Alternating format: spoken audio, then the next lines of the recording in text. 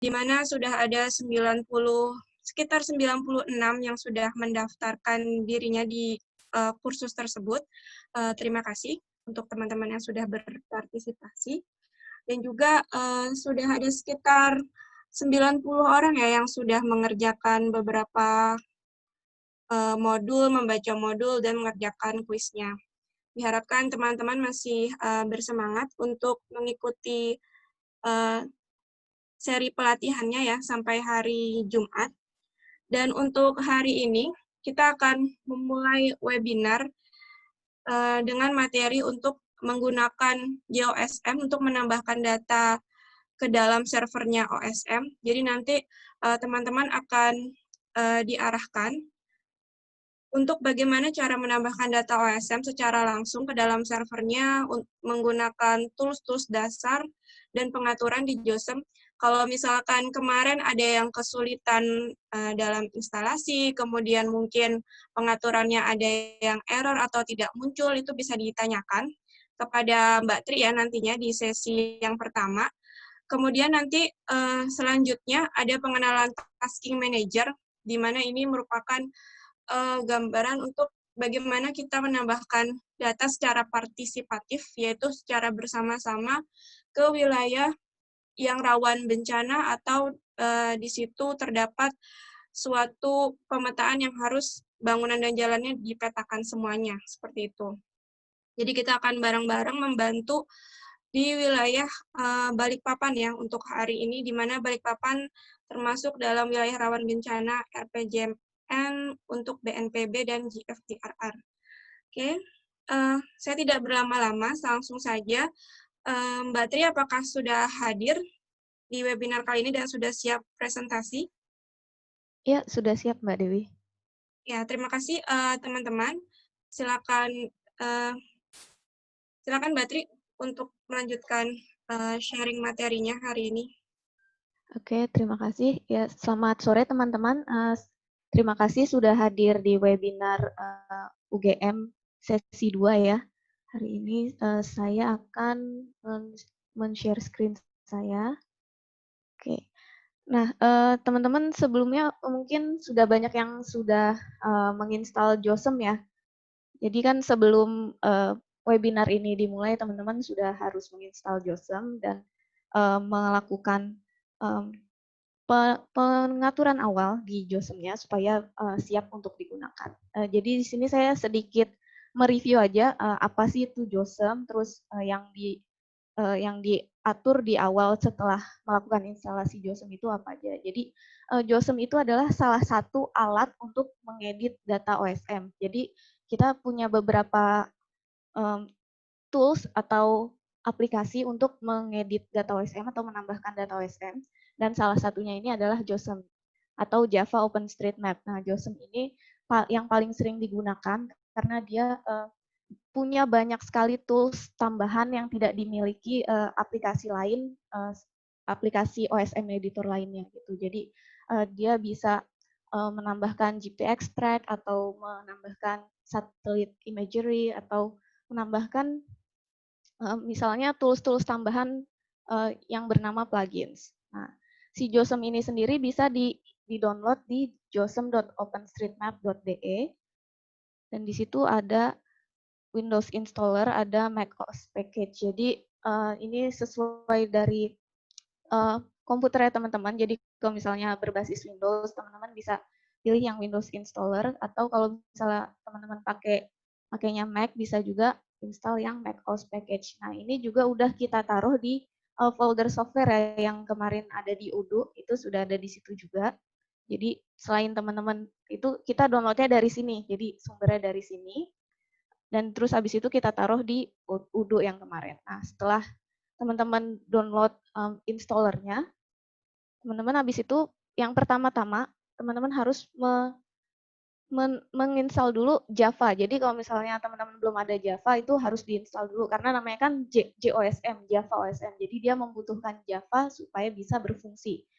Nah, kalau teman-teman misalnya udah punya Java berarti aman, tinggal install si JOSM-nya langsung. Nah, setelah diinstal nanti tampilan JOSM-nya akan seperti ini. Nah, untuk pertama kali setelah menginstal itu, teman-teman harus melakukan yang namanya initial setting atau pengaturan awal.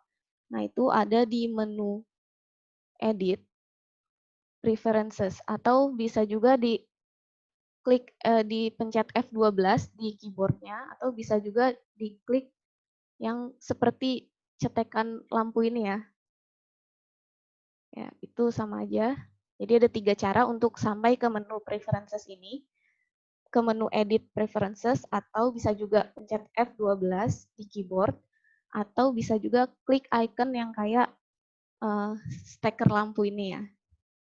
Terus di sini yang harus kita atur di awal-awal itu adalah, pertama kita bisa atur bahasanya di display settings ini. Nah, di sini kita pilih look and feel. Nah, terus di situ ada language. Dia defaultnya bahasa Inggris. Sebenarnya ada juga bahasa Indonesia, cuma translatannya masih agak ngaco gitu ya. Jadi mendingan kita seragamin dulu aja, tetap pakai default. Habis itu kita bisa setting akun. Jadi kan untuk mengedit data OSM itu atau menambahkan data OSM, teman-teman harus punya akun ya, supaya data yang ditambahkan atau diedit itu bisa dipertanggungjawabkan dan bisa kelihatan tuh siapa autornya, siapa yang melakukan edit itu. Nah, itu untuk mengaturnya itu ada di sini, di connection settings, terus ada di tab authentication. Nah, kita biasanya pakai use basic authentication. Terus teman-teman bisa masukin username dan passwordnya. Nah, please ini dilihat lagi, maksudnya diteliti lagi apakah username dan passwordnya sudah benar. Kayak kalau username kan biasanya kadang ada huruf besarnya, ada huruf kecilnya, pakai spasi apa enggak, pakai underscore atau ada angkanya. Nah, itu diperhatikan benar-benar sama passwordnya juga. Karena kalau ini salah, nanti ketika teman-teman menyimpan atau mengupload hasil editan atau hasil data tambahan yang teman-teman lakukan itu nggak akan berhasil karena username OSM sama passwordnya masih salah gitu. Jadi diperhatikan lagi username sama passwordnya. Kayak itu yang kedua. Yang ketiga kita melakukan penambahan preset. Jadi di menu map settings ini yang gambarnya grid, nah itu di situ ada namanya tab tagging preset. Nah, di situ kita tambahkan. Jadi di JOSM ini kita punya banyak semacam kumpulan preset gitu yang sudah di-upload dan bebas buat digunakan. Jadi sesuai kebutuhan. Jadi ada yang buat khusus animal facilities, misalnya ini ada juga yang buat bicycle waypoints. Nah, kebetulan kita sudah membuat sebuah preset yang sudah dikemas khusus gitu, yang sudah dibuat khusus untuk objek-objek Indonesia di Indonesia. Jadi bahasanya sudah bahasa Indonesia, jadi nanti tinggal ngisi-ngisi aja.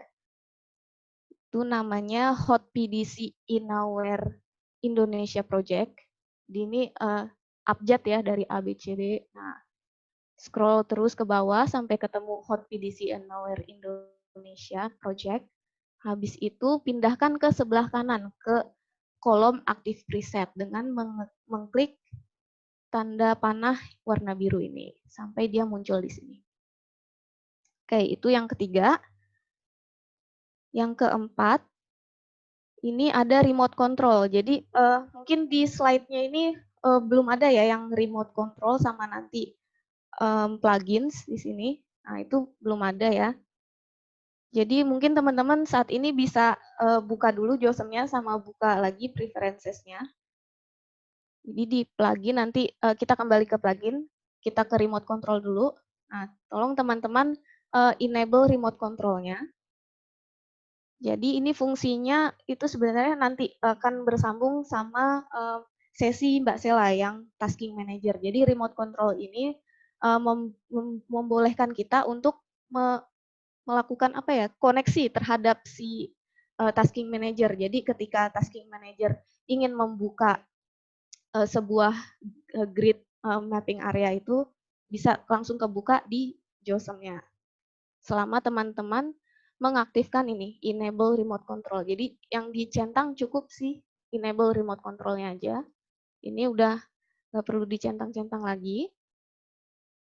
Terus satu itu yang berikutnya ada plugins. Nah, jadi selain remote control, teman-teman juga harus mengaktifkan plugins atau semacam tools tambahan. Jadi memang JOSM sudah banyak toolsnya yang bisa kita gunakan. Nah, cuma kita perlu tools tambahan lain yang sangat bermanfaat buat pemetaan.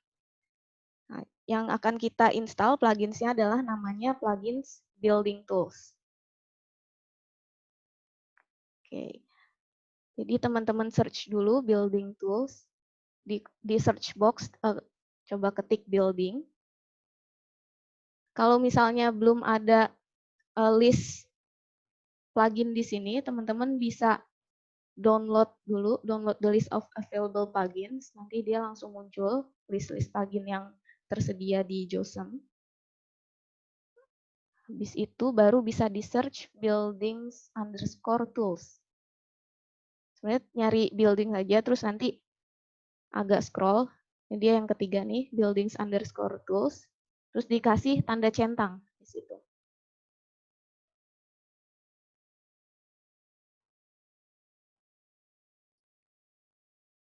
Oke, dan yang terakhir ada imagery preferences.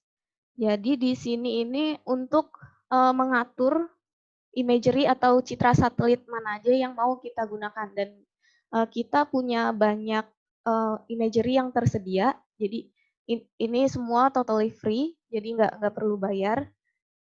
Dan biasanya yang kita pakai itu yang sering digunakan ada Bing, Mapbox, Maxar Premium, Maxar Standard. Jadi paling teman-teman pastikan aja sudah di bawah sini di selected entries, ini maksudnya ini yang sudah diaktifkan, yang sudah bisa digunakan.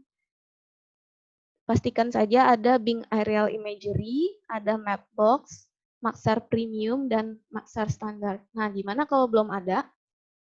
Kalau belum ada, teman-teman bisa cari di sini, di Available Default Entries. Nah, terus tinggal cari deh. Nah, ini ada Bing. Tinggal diklik ini Activate. Dia akan pindah ke bawah. Gitu. Jadi pastikan ada Bing Aerial, ada Mapbox, ada Maxar Premium, dan Maxar Standard. Oke, jadi itu untuk initial setting JOSM-nya. Jadi ada bahasa di display setting, terus tab look and feel. Ada juga akun OSM-nya di connection settings, terus authentication, pakai yang basic authentication. Terus di map settings itu kita tambahkan tagging preset. Di tagging preset tab, di situ kita tambahkan hot PDC Inaware Indonesia. Terus pindahkan ke kanan di active presets box-nya. Habis itu kita ke plugins. Diaktifkan plugin building tools-nya. Kalau belum ada, di-download dulu dengan mengklik download the list of available plugins. Terus habis itu dicentang buildings_tools-nya. Habis itu ke yang gambar remote, the remote control, itu cukup dicentang yang enable remote control. Yang terakhir ada WMS-TMS, yang mana mengatur imagery ya, atau citra satelit. Di tab Imagery Providers, cukup pastikan di selected entries-nya ada Bing Aerial, Mapbox Satellite, Maxar Premium, dan Maxar Standard. Kalau sudah, baru kita klik OK. Nah, ini biasanya minta untuk restart kalau pertama kali. Ya, minta restart supaya semua pengaturannya itu bisa di-apply ke JOSM kita. Oke, jadi itu untuk initial setting-nya. Terus sekarang kita akan membuka sampel.osm. Jadi kemarin teman-teman di data training yang di UDU-nya, itu kan kalau diklik langsung ke drive ya, ada folder data training, dan di situ ada nama file namanya sampel jangan diupload.osm. Nah, kita akan buka itu di JOSM-nya. Jadi JOSM-nya dinyalakan seperti ini setelah dilakukan initial setting. Habis itu bisa klik file open atau bisa klik icon ini open a file yang di bawah tulisan file. Diklik. Habis itu silakan teman-teman cari di mana taruh si sampel jangan diupload.osm-nya. Habis itu dipilih, baru klik open. Nanti dia akan terbuka seperti ini.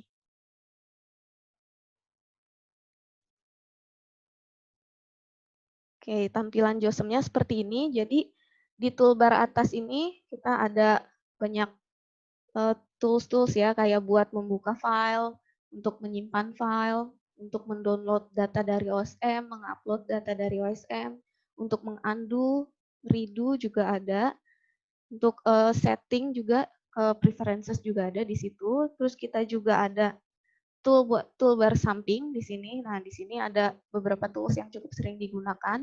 Kayak ini misalnya select object, terus draw notes, terus juga ada delete notes. Ada juga, nah ini yang tadi karena kita sudah mengaktifkan plugins building tools, kita juga ada di sini. Nah kalau misalnya belum ada, teman-teman bisa klik yang tanda panah hitam ini. Nah, bisa diaktifin. Jadi kalau ini warna biru nih, nah itu berarti udah aktif. Kalau misalnya saya klik, nah dia akan hilang kan, karena dia tidak aktif, tidak warna biru tuh. Saya klik lagi, nah itu untuk mengaktifkannya supaya muncul di toolbar samping sini. Nah, terus yang item-item ini bidang petanya. Jadi teman-teman menggambarnya akan di bidang peta ini yang warna hitam ini. Dan teman-teman kalau lihat juga di sebelah kanannya ada panel ya, ada layers, ada text or membership, selection, relation, authors, conflict, validation result, dan juga map and style. Nah, gimana kalau belum ada nih? Kak, saya adanya layers doang nih, Kak. Nah, itu bisa diaktifin. Bisa juga dari sebelah kiri sini, toolbar yang samping sebelah kiri ini. Ini layer untuk aktifin jendela layer. Nah, kalau diklik hilang. Bisa juga dari menu Windows ini. Nah, ini kalau yang biru-biru ini sama, berarti artinya dia sudah sedang aktif. Nah, kalau saya klik misalnya layer, nah layer hilang kan karena sudah saya nonaktifin. Nah, udah nggak biru. Untuk aktifinnya klik aja lagi, nanti dia akan muncul lagi. Tuh. Nah, untuk zoom in zoom out-nya di JOSM, teman-teman bisa pakai mouse-nya, scroll up untuk zoom in, scroll down untuk zoom out, atau bisa juga pakai scale bar yang di sini, yang ada di pojok kiri atas. Di situ juga ada skalanya ya. Nah, skala ini ada satuannya nih. Nah, ini satuannya juga bisa disetting. Ini saya meter ya. Settingnya di mana? Di menu preferences lagi. Itu settingnya di map settings. Ya, yang gambar grid. Terus yang di map projection. Nah, di sini ada system of measurement. Pakainya kalau mau meter, pakainya metrik. Tuh. Oke, itu untuk zoom in zoom out. Teman-teman juga bisa misalnya kalau nggak pakai mouse, bisa juga pakai keyboardnya, pencet plus atau minus. Nah, itu bisa juga untuk zoom in zoom out.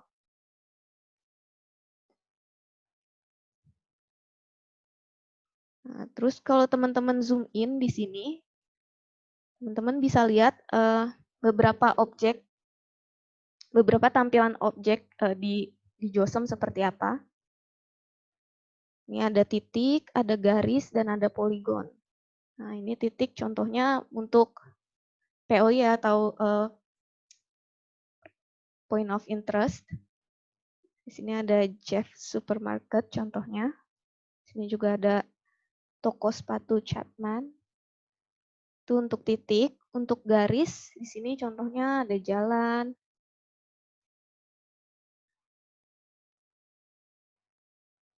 Ada sungainya di sini, Polygon.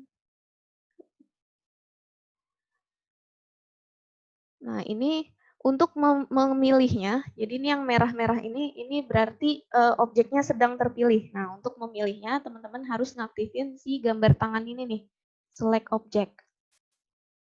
Atau S, teman-teman bisa pencet S di keyboard, itu shortcut-nya. Dan kalau teman-teman pilih salah satu objeknya, nanti teman-teman perhatiin di text or membership-nya. Di situ, coba saya close dulu. Iya. Nah, di situ teman-teman perhatikan, di situ ada key dan value yang unik ya, yang maksudnya berbeda. Kalau saya klik di Jeff's Supermarket misalnya, ya ada key-nya name, value-nya Jeff's Supermarket, dan ada shop supermarket. Kalau saya pilih jalan, dia ada tag-nya highway secondary, ada name-nya juga Pool Street. Coba saya pilih Polygon, misalnya Taman Bahagia nih. Itu ada key-nya Leisure Park sama name Taman Bahagia.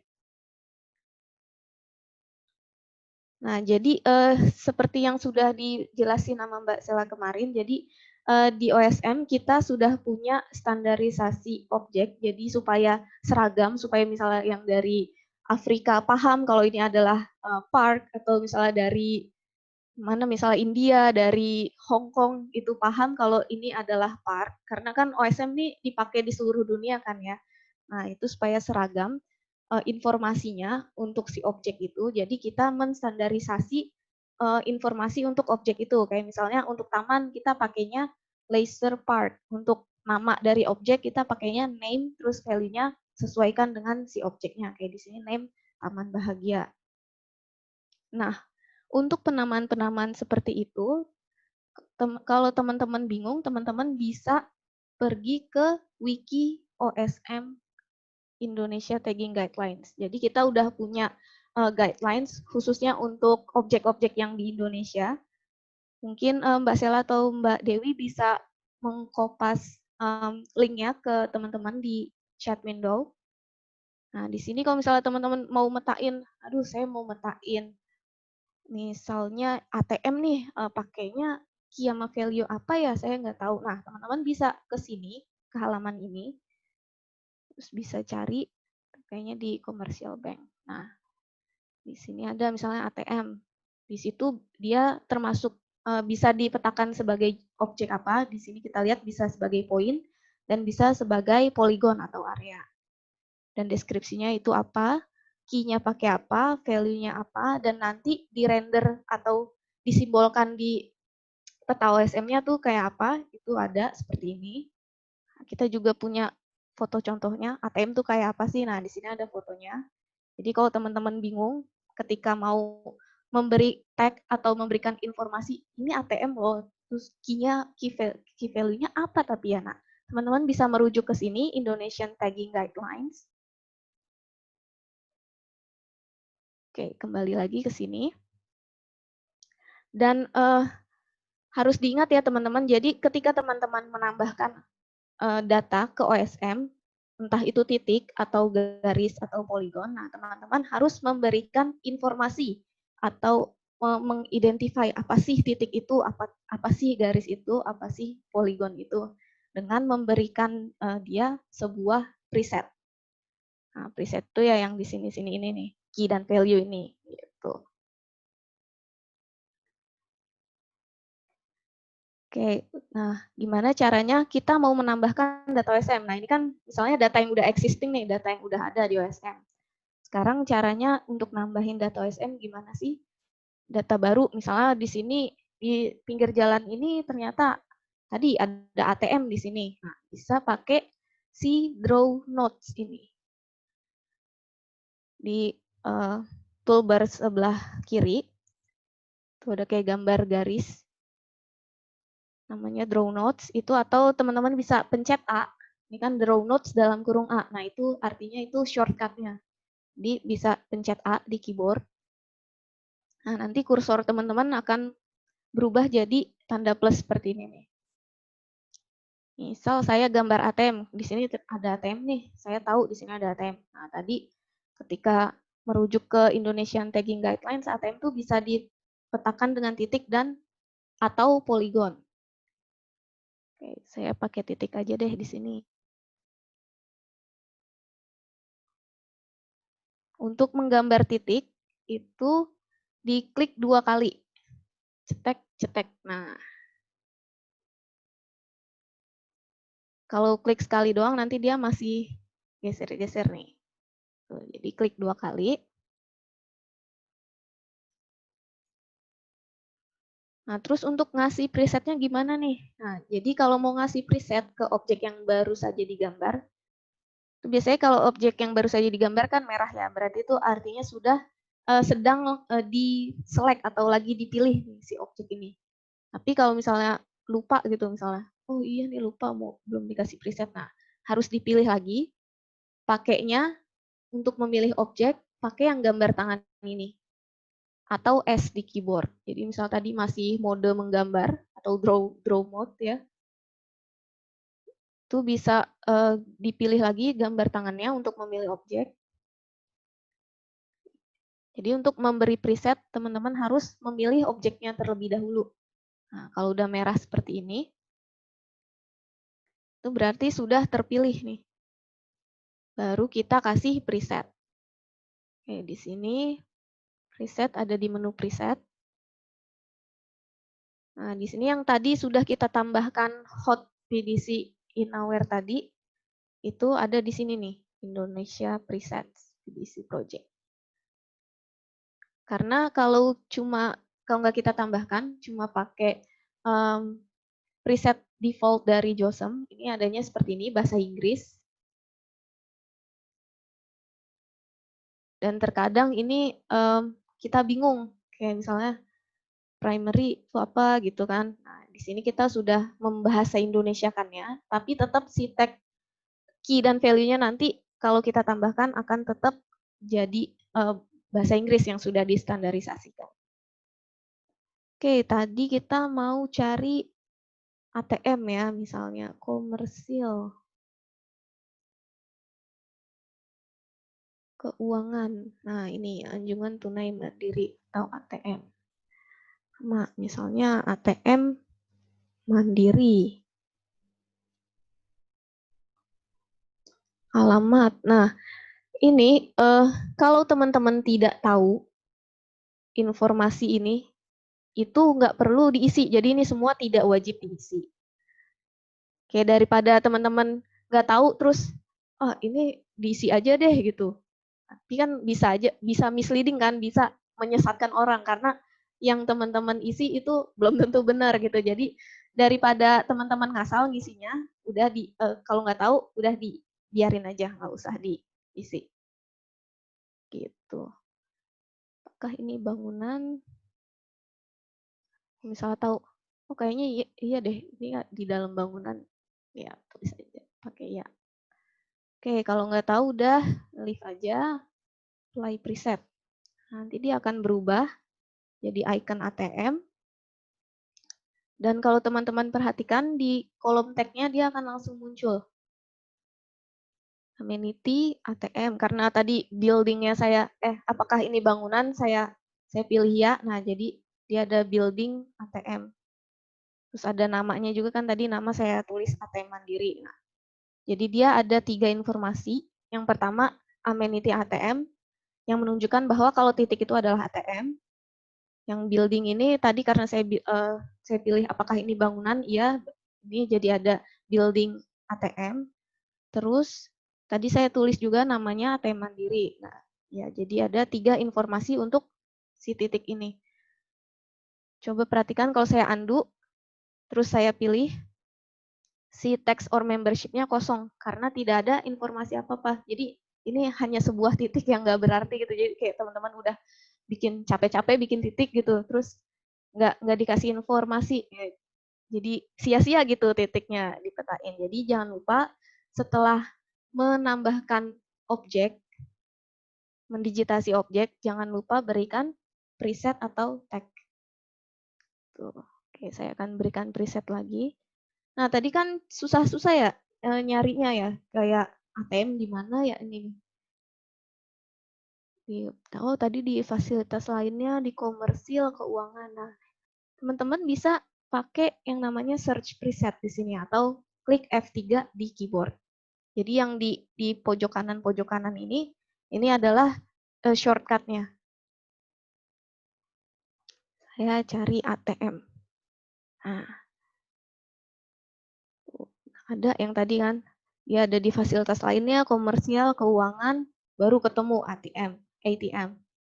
Nah, daripada capek-capek kan, mendingan pakai yang tadi search preset. Select, nah sama lagi kayak tadi ATM Mandiri. Coba sekarang saya tulis alamatnya, ceritanya saya tahu.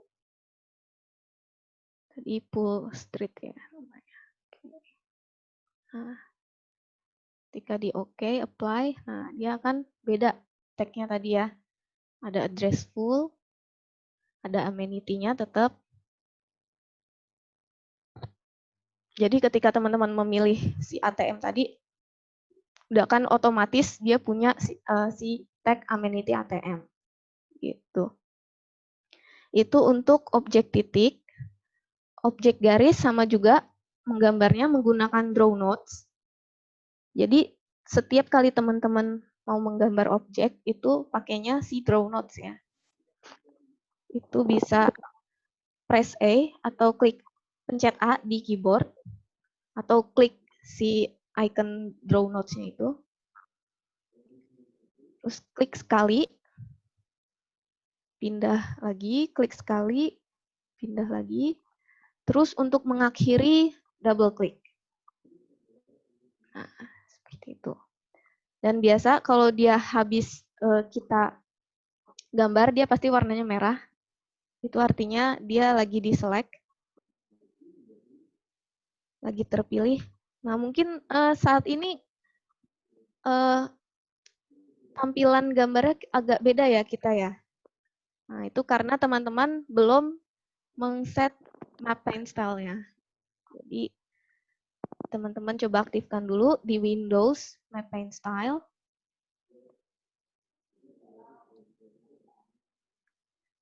Terus nanti dia akan muncul biasanya di paling bawah map paint style-nya.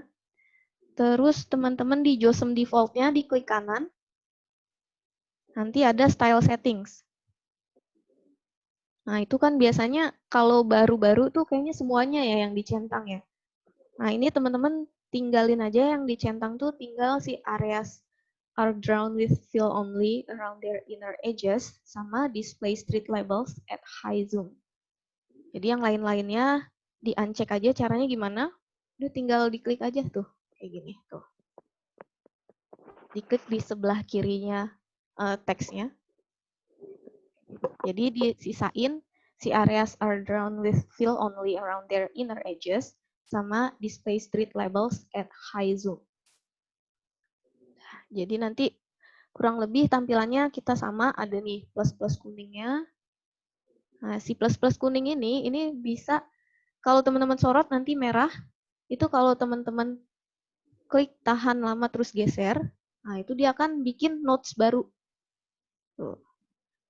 Jadi si garis ini adalah kumpulan dari notes atau poin-poin ini ya, yang saling bersambung.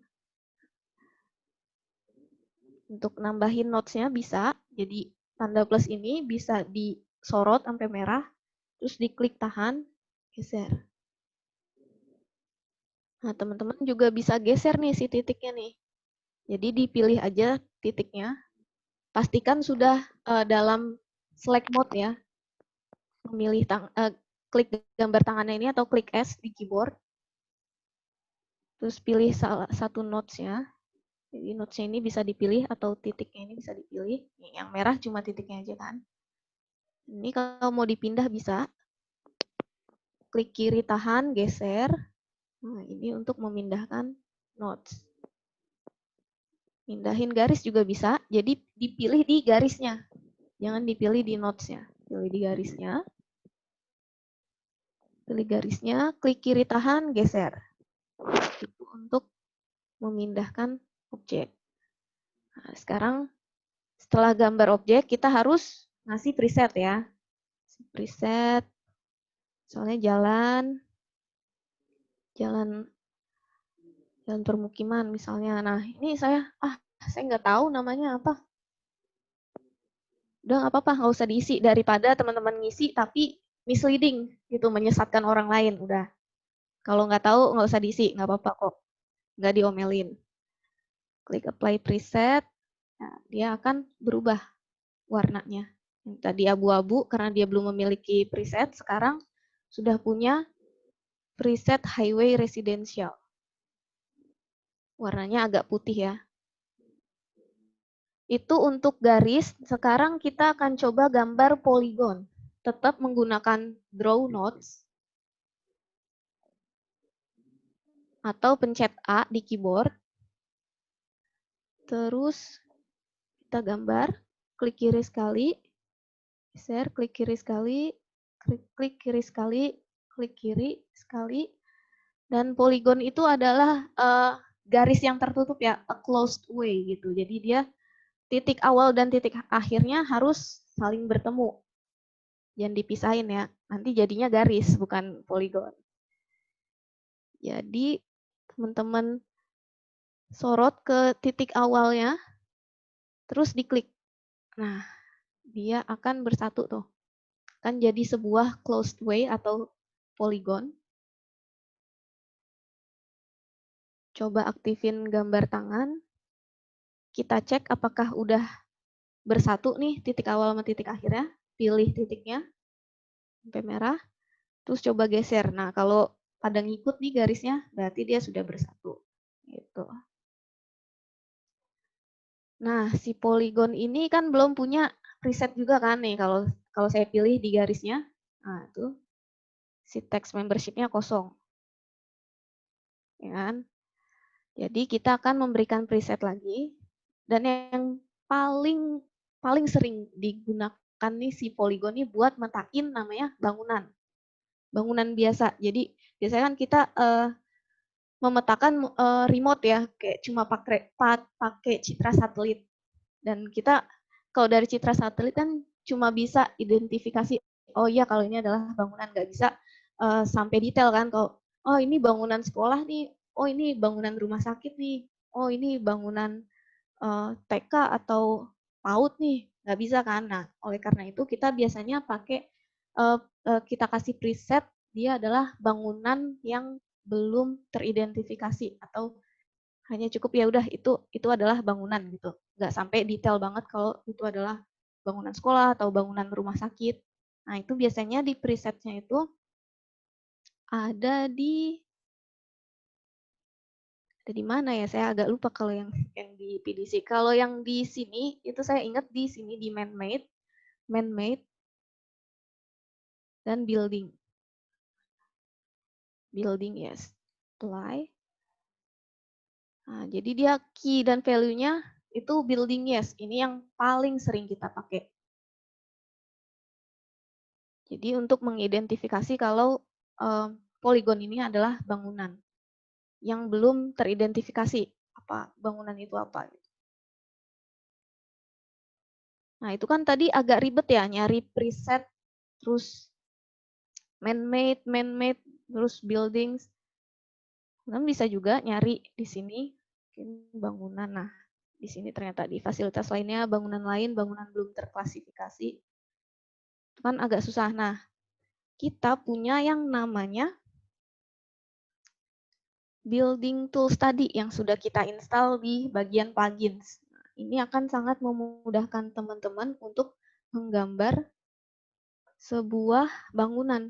Dan ini cukup bangunan ini salah satu objek yang paling sering kita petakan. Jadi makanya itu building tools ini sangat bermanfaat sekali untuk kita. Jadi jangan lupa teman-teman diinstal building tools-nya. Nah, kalau kita klik nih building tools, draw buildings atau dalam kurung B, nah itu berarti B adalah shortcutnya. Jadi kalau teman-teman pencet B di keyboard, dia akan otomatis akan berfungsi sebagai building tools. Jadi nanti kursornya tanda plus, terus ada kayak gambar apa bata ya di situ ya. Nah itu berarti teman-teman lagi mengaktifkan building tools-nya. Nah, si building tools ini gunanya untuk menggambar bangunan. Coba ya kita gambar. Klik sekali, klik sekali, klik sekali lagi. Nah, dia otomatis sudah berwarna merah kan. Padahal kalau ini tadi kalau nggak kita kasih building yes, dia masih putih biasa karena belum ada tag-nya. Sedangkan kalau ini yang barusan kita gambar pakai building tools, dia langsung warna merah dan dia langsung otomatis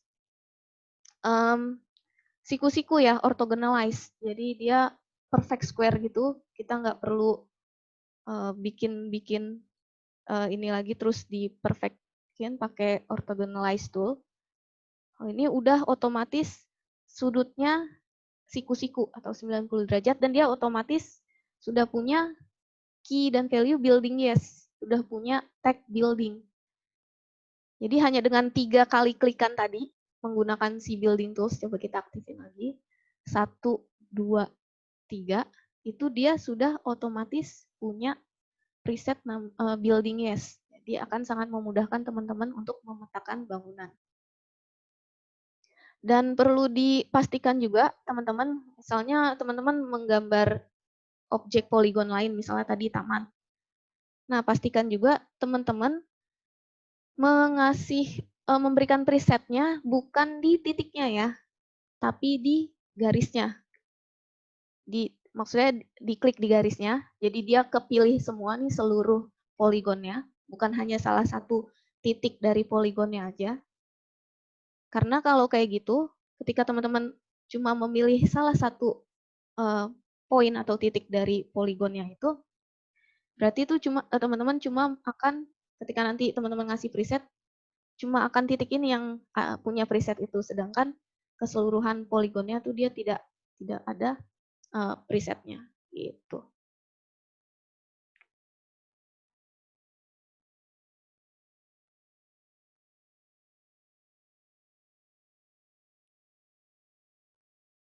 Oke, itu tadi untuk menggambar objek, titik, garis, dan poligon. Jadi jangan sampai teman-teman ketika menambahkan atau mengedit data, itu jangan sampai ada yang warnanya kayak abu-abu gini ya, karena itu artinya tidak memiliki informasi atau tidak memiliki identitas nih. Si objek ini apa sih? Karena belum teman-teman kasih preset atau tag. Gitu. Oke, sekarang kita hapus dulu sampel jangan di-uploadnya ini. Caranya pergi ke layers. Ada di sebelah. Kalau belum ada, teman-teman aktifin dulu di Windows Layers. Habis itu baru muncul kan nih si jendela layersnya ini. Nah, ini dipilih si sampel jangan di-uploadnya ini. Baru ini ada tong sampah, bukan tong samcong. Ada tong sampah nih, diklik. Terus klik yang delete now. Ya, akan kembali seperti ini.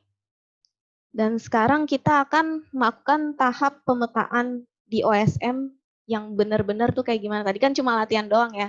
Cuma gambar titik, garis, poligon, nambahin presetnya, kayak gitu ya. Sekarang kita akan melakukan tahap pemetaan dengan OSM menggunakan JOSM yang benar-benar benar nih. Apa benar-benar benar ya?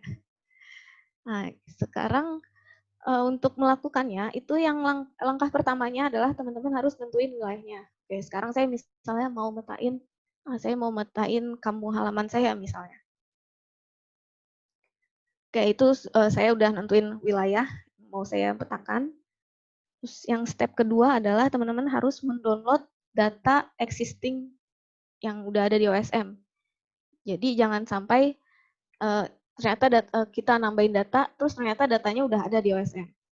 Jadi double kan. Jadi ini langkah kedua, kita harus mendownload data yang existing dulu di OSM. Caranya gimana? Jadi di sini ada icon tanda panah ke bawah, tanda panah hijau ke bawah nih. Download map data from a server of your choice. Atau bisa juga klik file, download data. Atau bisa aja langsung klik icon yang ini. Oke, nah terus langsung muncul peta seperti ini. di Sleepy Map tab ya, langsung muncul kayak gini. Nah, teman-teman bisa zoom in ke tadi yang wilayah sudah ditentukan. Saya mau metain Citerep deh, Citerep. Zoom in. Nah, di sini di Puspanegara. Nah, kalau misalnya teman-teman agak sulit untuk melakukan seperti itu kayak, aduh males banget zoom in. Cari mana ya tadi Puspanegara gitu. Bukan hilang kan? Nah, kalau kayak gitu teman-teman bisa pergi ke areas around places. Di sini ada tab namanya areas around places. Nah, di situ teman-teman bisa cari namanya, enter a place name to search for. Jadi di situ tinggal diklik aja, diketik aja. Tadi namanya Puspanegara ya, Puspanegara. Terus klik search di sini. Di sini kalau misalnya namanya lebih dari satu, dia akan banyak ininya, listnya di sini. Coba pilih salah satu aja. Terus balik lagi ke Sleepy Map-nya. Dia biasanya akan munculin di situ. Dan biasanya sudah dikotakin si Puspanegara itu segede apa. Jadi kalau misalnya si kotak pink ini itu nanti itu adalah data yang akan di-download. Nah, jadi kalau misalnya ini kegedean, teman-teman bisa menyesuaikannya lagi. Misalnya saya cuma mau segini aja kok, kecil. Nah, itu bisa diklik kiri tahan, terus geser. Jadi bikin kotak pink baru. Di kotak pink ini adalah yang akan teman-teman download data OSM-nya. Jadi di sini data OSM-nya kan ternyata udah ada jalannya, udah ada beberapa masjid, kan ada pos polisi nih, ada gereja juga di sini. Nah, itu yang akan kita download. Baru klik download. Nanti dia akan membuat layer baru di sini. Itulah layer yang akan kita utak-atik, yang akan kita edit-edit, si data layer ini. Nah, ini yang nggak diarsir itu adalah kotak pink tadi kita. Jadi, mohon untuk tidak mendigit atau menambahkan data atau mengedit data di luar, di area yang diarsir ini. Karena area yang diarsir ini kan belum kita download nih data OSM-nya. Jadi, bisa aja di situ ternyata di sini pas kita digitasi bangunan misalnya, oh ternyata di situ udah ada bangunan gitu. Jadi tolong perhatikan ketika di area yang arsiran ini, mohon teman-teman untuk tidak mengedit atau menambahkan data di situ. Oke, jadi seperti ini yang sudah di-download. Dan ini bisa dinonaktifkan juga. Jadi di layer sini, di sebelah kiri data layer tuh ada mata kan. Kalau misalnya teman-teman mau nonaktifin, bisa dicolok nih matanya. Tuh, jadi dia nonaktif layernya.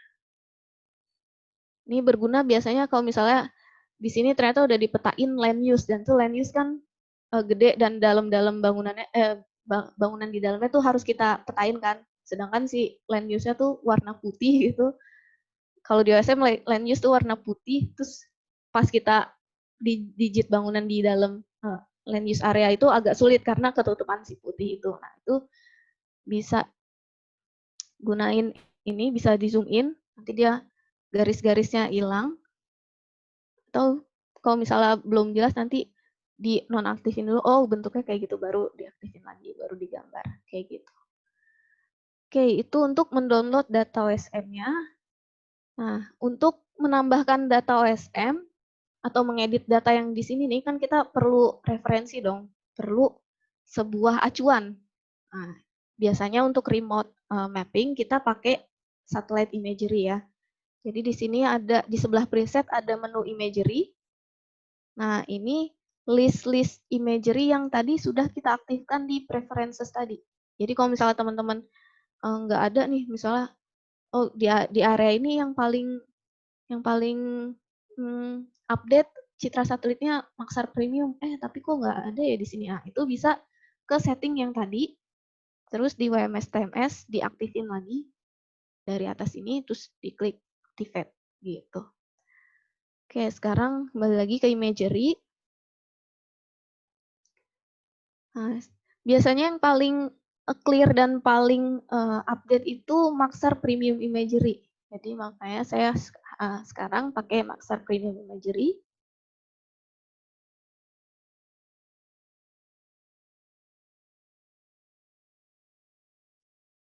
Wah, ternyata saya mendownload cukup besar juga ya. Banyak bangunannya.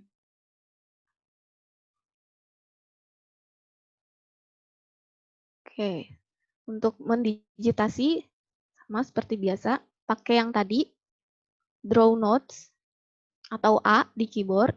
Jadi harus zoom in dulu ya. Ya kira-kira 10 meter lah. Ya pakai skala yang di pojok kiri atas. 10 atau sampai 5 meter. Biar akurat ya.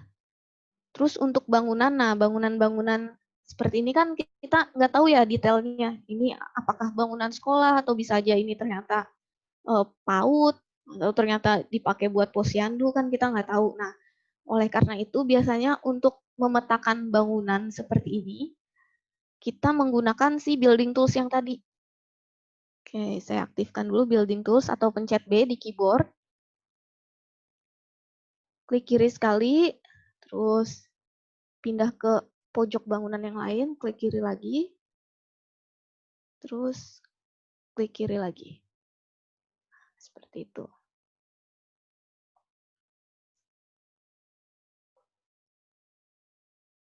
Coba lagi, klik kiri sekali, klik kiri sekali, klik kiri sekali. Coba saya mau cari bangunan yang bentuknya letter L. Atau U, atau T.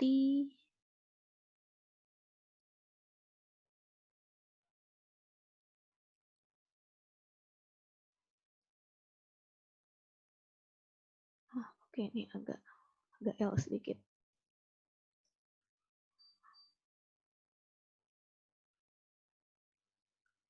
Oke. Nah, gimana kalau seperti ini? Ini kan agak L dikit nih ya. Nah, itu teman-teman bisa tambahin nih yang plusnya ini. Bisa ditarik. Plusnya bisa ditarik. Ini ditarik. Setelah itu, jangan lupa dibuat siku-siku ya. Pencet Q atau Tools Orthogonalize Shape. Atau Q. Nah, jadi dia sempurna bentuknya. Sudut-sudutnya 90 derajat. Seperti itu.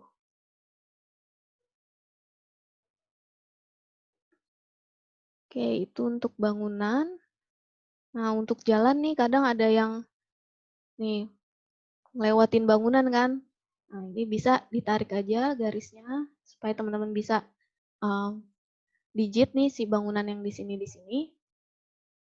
Ini juga bisa digeser jadi enggak crossing ya antar bangunan ini sama jalannya, itu bisa dipindahin ya. Jadi sebenarnya data existing yang di sini nih belum tentu benar gitu. Jadi belum tentu rapi juga. Jadi kalau misalnya teman-teman menemukan kurang rapi atau misalnya nemuin kayak gini, mau digit bangunan yang ini terus ternyata kepotong kan sama jalan ini bisa teman-teman benerin aja, nggak apa-apa.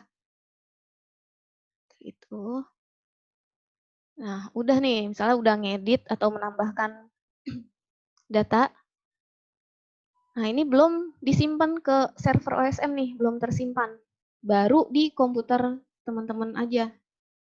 Jadi teman-teman harus nyimpen hasil editannya dengan cara klik yang tanda panah ini nih. Upload all changes in the active data layer. Jadi yang tanda panah ke atas nih, warna hijau, di sebelah yang download tadi. Jadi tiap teman-teman menambahkan data baru, ini akan pasti aktif. Kalau misalnya tadi pas kita download kan ini belum aktif kan, karena belum ada data yang ditambahkan. Atau ada di file upload data. Oke. Upload. Nah, di sini ada kuning-kuning nih, ada apa nih? Nah, ini harus diisi. Your upload comment is empty. Jadi, teman-teman ketika ingin mengupload hasil editannya, teman-teman harus ngisi komen. Jadi, habis ngapain aja sih, apa aja yang sudah diedit di situ. Saya tadi kan menambahkan bangunan ya. Nah, cukup kayak gini. Dan di sini juga biasanya kita kasih hashtag buat nge-track progres pemetaan teman-teman gitu. Ya misalnya hashtag tertentu gitu, nanti dilihat sudah berapa banyak bangunan yang dipetakan menggunakan hashtag itu. Gitu. Terus yang kedua di sini yang kuning-kuning ini, you did not specify a source for your changes. Jadi dia minta sebuah sumber. Teman-teman nih sumbernya atau acuannya pakai apa nih memetakan ini. Nah itu bisa klik yang ini aja, automatically obtain source from current layers. Jadi ketika teman-teman klik itu, dia akan otomatis ngisi nama dari imagery-nya sesuai yang ada di layer sini. Jadi ketika tadi teman-teman menambahkan imagery di menu imagery, terus klik Maxar Premium tadi, dia akan jadi layer baru, layer sendiri. Jadi kita akan mengeditnya di data layer, terus yang dijadiin acuan si Maxar Premium Imagery. Nah, kalau ini dicentang, automatically obtain source from current layers, nanti si nama citra yang dipakai akan otomatis terisi di sini. Dan saya ada 21 objek yang di-upload, itu tadi termasuk titik-titik yang menyusun si poligon itu, termasuk juga sama si tag-tagnya, itu totalnya jadi 21 objek, termasuk juga yang tadi saya geser-geser jalannya, perubahannya itu juga termasuk di 21 objek sini. Jadi jangan terpaku di sini kayak misalnya, saya kan baru metain bangunan 5, kok di sini 21 objek. Nah, itu karena dia menghitung semua dari titik, garis, sama si tag-tag yang ada di objek yang kita tambahkan atau kita edit.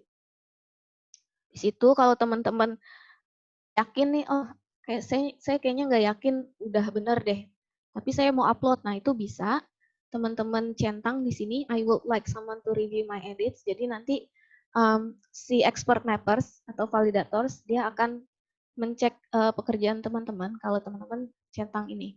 Kalau misalnya teman-teman nggak yakin, kalau teman-teman udah yakin kok saya udah belajar ini sama Basela gitu atau sama Hot gitu kan. Nah, itu bisa di leave aja, leave it as it is. Habis itu diklik upload changes.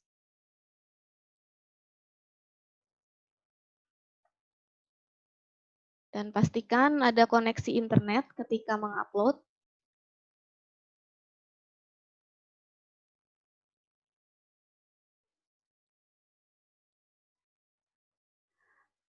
Oke, sudah berhasil diupload.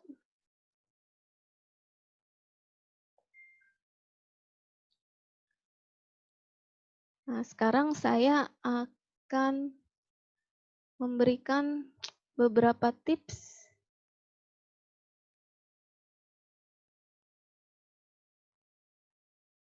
editing.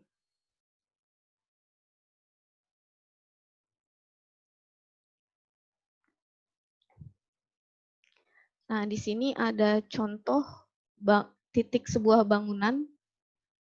Kayak sudut sebuah bangunan itu titiknya dia bersatu sama titik dari sebuah jalan. Nah, ini kan seharusnya enggak ya. Ini kalau di dunia nyata tuh kayak ada bangunan yang di pojoknya tuh sampai ke tengah jalan. Nah, itu kan enggak logis ya, enggak masuk akal ya. Jadi kalau teman-teman ketemu kayak gini, ini tolong titiknya dipisahin pakai unglue ways ya. Nanti teman-teman bisa belajar mandiri yang mengedit lebih lanjut ya menggunakan JOSM. Nah, itu dipisahin titiknya supaya tidak bersatu lagi ya. Terus di sini juga objek yang sebaiknya terhubung ya. Jadi persimpangan jalan itu harusnya terhubung karena kenapa? Ini cukup penting untuk navigasi. Jadi tidak jarang data OSM itu digunakan untuk navigasi. Jadi kalau misalnya persimpangan ini nggak terhubung, nih nanti bacanya itu adalah jalan buntu. Jadi nggak ada jalan ke situ. Jadi misalnya saya dari titik ini mau ke rumah ini itu harus muter dulu ke sini karena di sininya nggak nyambung. Apa sih persimpangan jalannya di digitnya nggak nyambung. Jadi dibaca sebagai jalan buntu, jadi dia harus muter baru sampai sini. Padahal kan enggak kan. Padahal pas lihat di Citra itu ada aja jalannya gitu. Nah, jadi untuk mendigit jalan titik persimpangan itu harus terhubung satu sama lainnya. Terus objek itu tidak seharusnya tumpang tindih. Jadi kayak misalnya land use nih, antar land use sama bangunan itu tidak boleh tumpang tindih ya. Dibenerin aja tuh kayak si notes-notesnya itu disesuaikan sama kondisi citranya kayak gimana. Di citranya, oh ternyata bentuknya yang benar kayak gini, yang di bawah. Nah, tapi ada pengecualian untuk objek yang saling overlap. Contohnya itu sekolah ya. Jadi sekolah itu biasanya kita gambarkan dua. Jadi yang satu area sekolahnya, terus yang satunya lagi bangunan si sekolahnya itu. Jadi di dalam area sekolah itu kita gambar juga bangunan sekolahnya. Seperti itu. Kalau seperti ini pengecualian, nggak apa-apa. Jadi kalau ketemu kayak gini, jangan dihapus. Terus tips lain, nah ini yang tadi sudah sempat saya singgung, tolong untuk tag-nya diberikan di garisnya ya, di seluruh objeknya. Jadi misalnya teman-teman punya poligon atau punya garis yang ingin dikasih preset, pilihnya di garisnya, bukan di notes-notesnya atau di titik-titiknya. Kayak misalnya di sini ada bangunan, letter L ya bangunannya. Letter L tuh ada berapa titik? Ada notesnya 1, 2, 3, 4, 5, 6, ada 6. Nah di sini dia notesnya juga dikasih tag bangunan. Begitu juga poligon bangunannya. Jadi ini ada 7 bangunan, kan titiknya 6 nih, sama si bangunannya 1 jadi 7 kan. Padahal kenyataannya di Citra cuma ada 1 bangunan kan. Nah, itu salah, makanya perhatikan lagi ketika memberikan preset untuk memberikan di poligonnya atau di garisnya, bukan di titik-titiknya. Seperti itu. Dan pastikan juga teman-teman kalau mendigit, habis itu jangan lupa dikasih preset ya, jadi supaya nggak percuma nih teman-teman udah gambar banyak poligon, ternyata poligonnya belum dikasih informasi atau belum dikasih tag, itu tidak akan terbaca di OSM. Dan sayang juga kayak teman-teman udah gambar, terus pas orang lain lihat, pas download, ini kotak apa ini, nggak ada tag-nya, nggak ada informasinya, kalau kotak ini adalah sebuah objek apa gitu kan. Nah, jadi jangan lupa ketika teman-teman selesai menggambar, itu dikasih preset atau tag. Untuk persimpangan jalan itu, jadi gambarnya harus terpisah ya. Jadi kalau misalnya jalan, ini kan ada jalan ke arah utara sama ke arah ya agak utara, miring dikit ya. Jalan ini yang lurus ke atas ini sama ada yang ke samping. Nah ini di gambarnya terpisah antara jalan yang lurus ke sana sama yang belok ke kanan nih harus dipisah garisnya. Jadi bukan garis yang sama, jadi harus terpisah. Jadi ada 2 garis, bukan hanya 1 garis. Terus ada garis yang berada dekat dengan garis lain tapi nggak terhubung. Nah ini contohnya kayak tadi yang di persimpangan ya. Kalau ternyata pas lihat di Citra itu dia nyambung, kalau digambar kayak gini kan berarti nanti untuk navigasi dia dibacanya akan jalan buntu. Jadi padahal udah deket tinggal belok ke sini, karena dibaca jalan buntu jadi harus muter lagi. Jadi pastikan kalau gambar persimpangan harus saling berhubungan. Terus garis tidak boleh melewati bangunan. Nah, ini di sini garis biru ini sungai, yang putih ini bangunan ya. Nah, jadi di sini ada bangunan di tengah sungai. Nah, itu kan nggak mungkin ya, mind blown. Kecuali mungkin ya bangunannya ini kali ya, di pinggir-pinggirnya. Itu kan masih mungkin kan. Kalau di atas sungai kan nggak mungkin ya. Rawan bencana banget kan. Nah, jadi diperhatikan lagi. Sama juga biasanya kadang ada bangunan terus tengahnya jalan. Nah, itu juga sama-sama nggak mungkin kan. Jadi diperhatikan lagi apakah bangunannya crossing sama garis lain, sama jalan atau sungai misalnya. Oke, itu tadi untuk menambahkan data OSM. Nah, tadi kan sudah ada kira-kira 4 langkah ya. Tadi menentukan wilayah, habis itu download data existing-nya yang udah ada di OSM, habis itu ditambahin datanya atau diedit datanya, habis itu baru kita upload. Jangan lupa ditambahin komen sama sumbernya.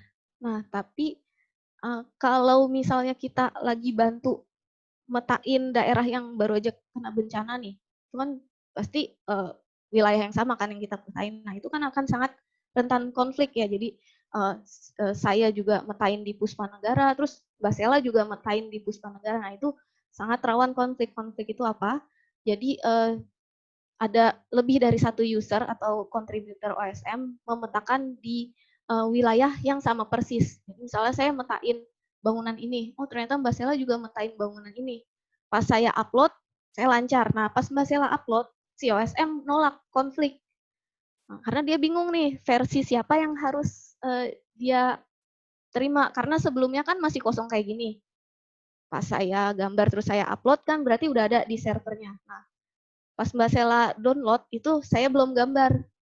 Nah, pas Mbak Sela mau upload, pas dia udah gambar, di server udah ada gambar saya, terus Mbak Sela juga gambar juga. Nah, si OSM bingung nih, menerima yang mana nih? Yang benar yang udah ada.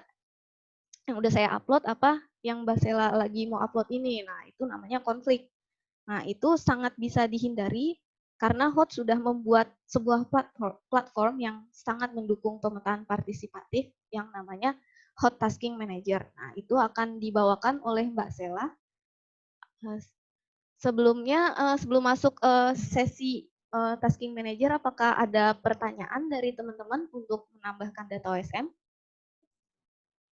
Ya, terima kasih Mbak Tri sudah menjabarkan selama kurang lebih 1 jam ya mengenai bagaimana teman-teman bisa mengoperasikan JOSM dari pengaturan awal, kemudian tadi sudah belajar tools-tools dasar, kemudian langsung nih kita berkontribusi lewat download dari OSM.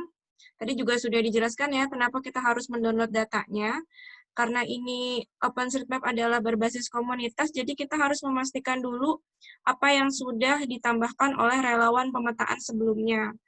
Oke, karena waktu sudah menunjukkan 16.40, jadi kalau ada pertanyaan bisa di-keep dulu ya di akhir sesi, mungkin setelah sesinya Mbak Sela.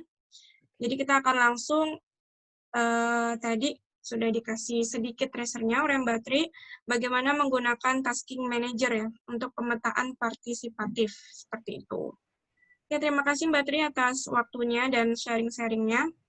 Saya serahkan sekarang ke Mbak Sela untuk memberikan presentasi mengenai tasking manager. Terima kasih. Ya, terima kasih Mbak Dewi.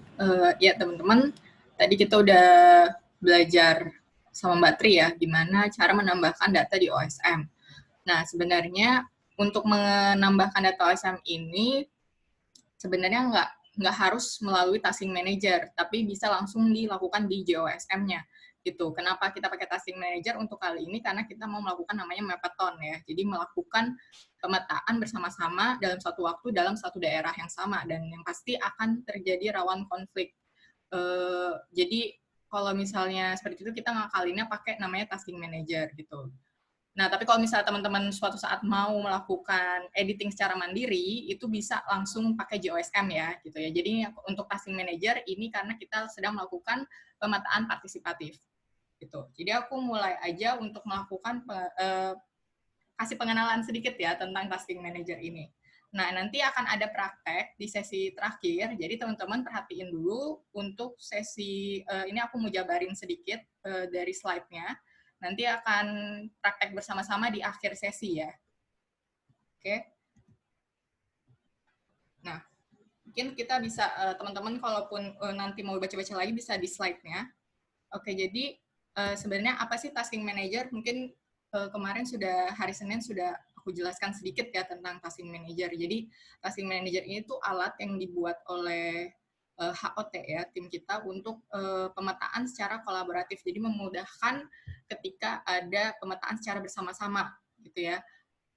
Wilayahnya pun biasanya tidak sembarang orang bisa membuat project di tasking manager ini gitu. Jadi nanti kita akan buatkan projectnya, baru nanti tinggal volunteer yang akan masuk ke tasking manager. Jadi tinggal ngerjain aja gitu. Nah, fungsi tasking manager ini selain tadi ya membagi pekerjaan menjadi grade-grade yang berbeda, jadi satu orang tidak mungkin mendapatkan grade yang sama, karena satu grade sudah pasti akan di-lock oleh satu orang aja, bisa hanya di-lock sama satu orang aja. Jadi yang lain bisa memilih grade yang lain gitu. Jadi sebenarnya intinya itu membagi-bagi peta kerja, area kerja teman-teman gitu ya, si tasking manager ini fungsinya itu. Dan yang pasti akan memudah untuk memantau progres pemetaan nih gitu. Jadi mungkin yang staff dari HOT bisa juga melihat progres pemetaan ini udah sejauh mana sih komplit melalui tasking manager ini, karena nanti setiap grade atau kotak-kotak pekerjaan itu ada arti, ada warna yang mengandung arti yang berbeda. Apakah kotak ini sudah selesai dan sebagainya. Nah, ini akan aku jelaskan di selanjutnya. Sebelumnya, mungkin aku akan kasih sedikit pekerjaan yang kita lakukan ya, biasanya mostly itu respon bencana. Kita menggunakan tasking manager ini. Nah, ini contohnya yang bencana Topan Haiyan tahun 2016. Kita bisa lihat before sama after-nya itu sangat berbeda sekali. Karena pas maaf. Ya. Di saya belum ada screen sharing-nya dari Mbak Sela. Oh iya, sorry. Iya. Benar, Mbak. Oh iya, betul. Maaf.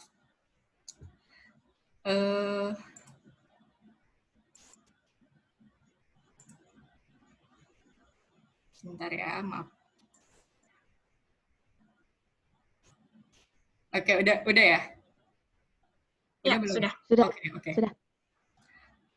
Tadi aku udah jelasin ya di awal, jadi ini aku mengacu pada slide-nya. Tadi kan fungsi tasking manager tadi ya membagi pekerjaan pemetaan ya. Nah, ini mau jelasin juga sedikit tentang penggunaan tasking manager. Itu contohnya di respon bencana Topan Haiyan, ini salah satu project yang udah lama banget, 2016.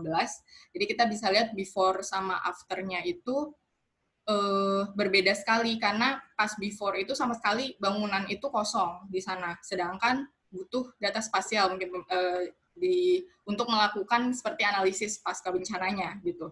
Nah, dalam 24 jam dengan menggunakan tasking manager, kita call to volunteer ya waktu itu, dan itu 10.000 bangunan terpetakan dalam waktu 24 jam, atau 25% dari total jumlah bangunan yang ada di Haiyan ini gitu. Jadi, dan itu hanya dilakukan oleh 33 orang relawan gitu. Nah, makanya semakin banyak volunteer mungkin akan semakin cepat juga data spasial ini terkumpul gitu. Nah, lalu ada juga Tsunami Selat Sunda, itu juga pernah melakukan ini salah satu contohnya. Ini tahun 2018 ya. Nah, ini yang warna yang tadi saya bilang, grade-grade-nya itu punya warna yang berbeda, yang artinya nanti beda-beda. Kalau yang kuning contohnya yang sudah selesai terpetakan, yang hijau yang sudah tervalidasi. Nah, itu yang tadi memudahkan kita untuk memantau progres pemetaan itu. Gitu. Jadi ada tanda-tandanya nih, si volunteer kontributornya bisa ngasih, oh ini grade ini sudah selesai dikerjakan, tidak perlu dikerjakan lagi. Jadi bisa fokus ke grade yang belum dikerjakan. Nah, nanti kita akan coba praktek langsung ya. Nah, ini mau kasih tahu aja, tampilan awal tasking manager itu seperti ini. Nanti teman-teman perlu login terlebih dahulu di tasking manajernya. Gitu. Jadi ini tasking manager versi 3. Nanti akan aku kasih linknya. Nah, pertama tadi ya, login terlebih dahulu, biasa di kanan atas, kita bisa login. Nah, itu pakai, loginnya pakai apa? Pakai username OSM yang teman-teman udah buat sebelumnya. Gitu.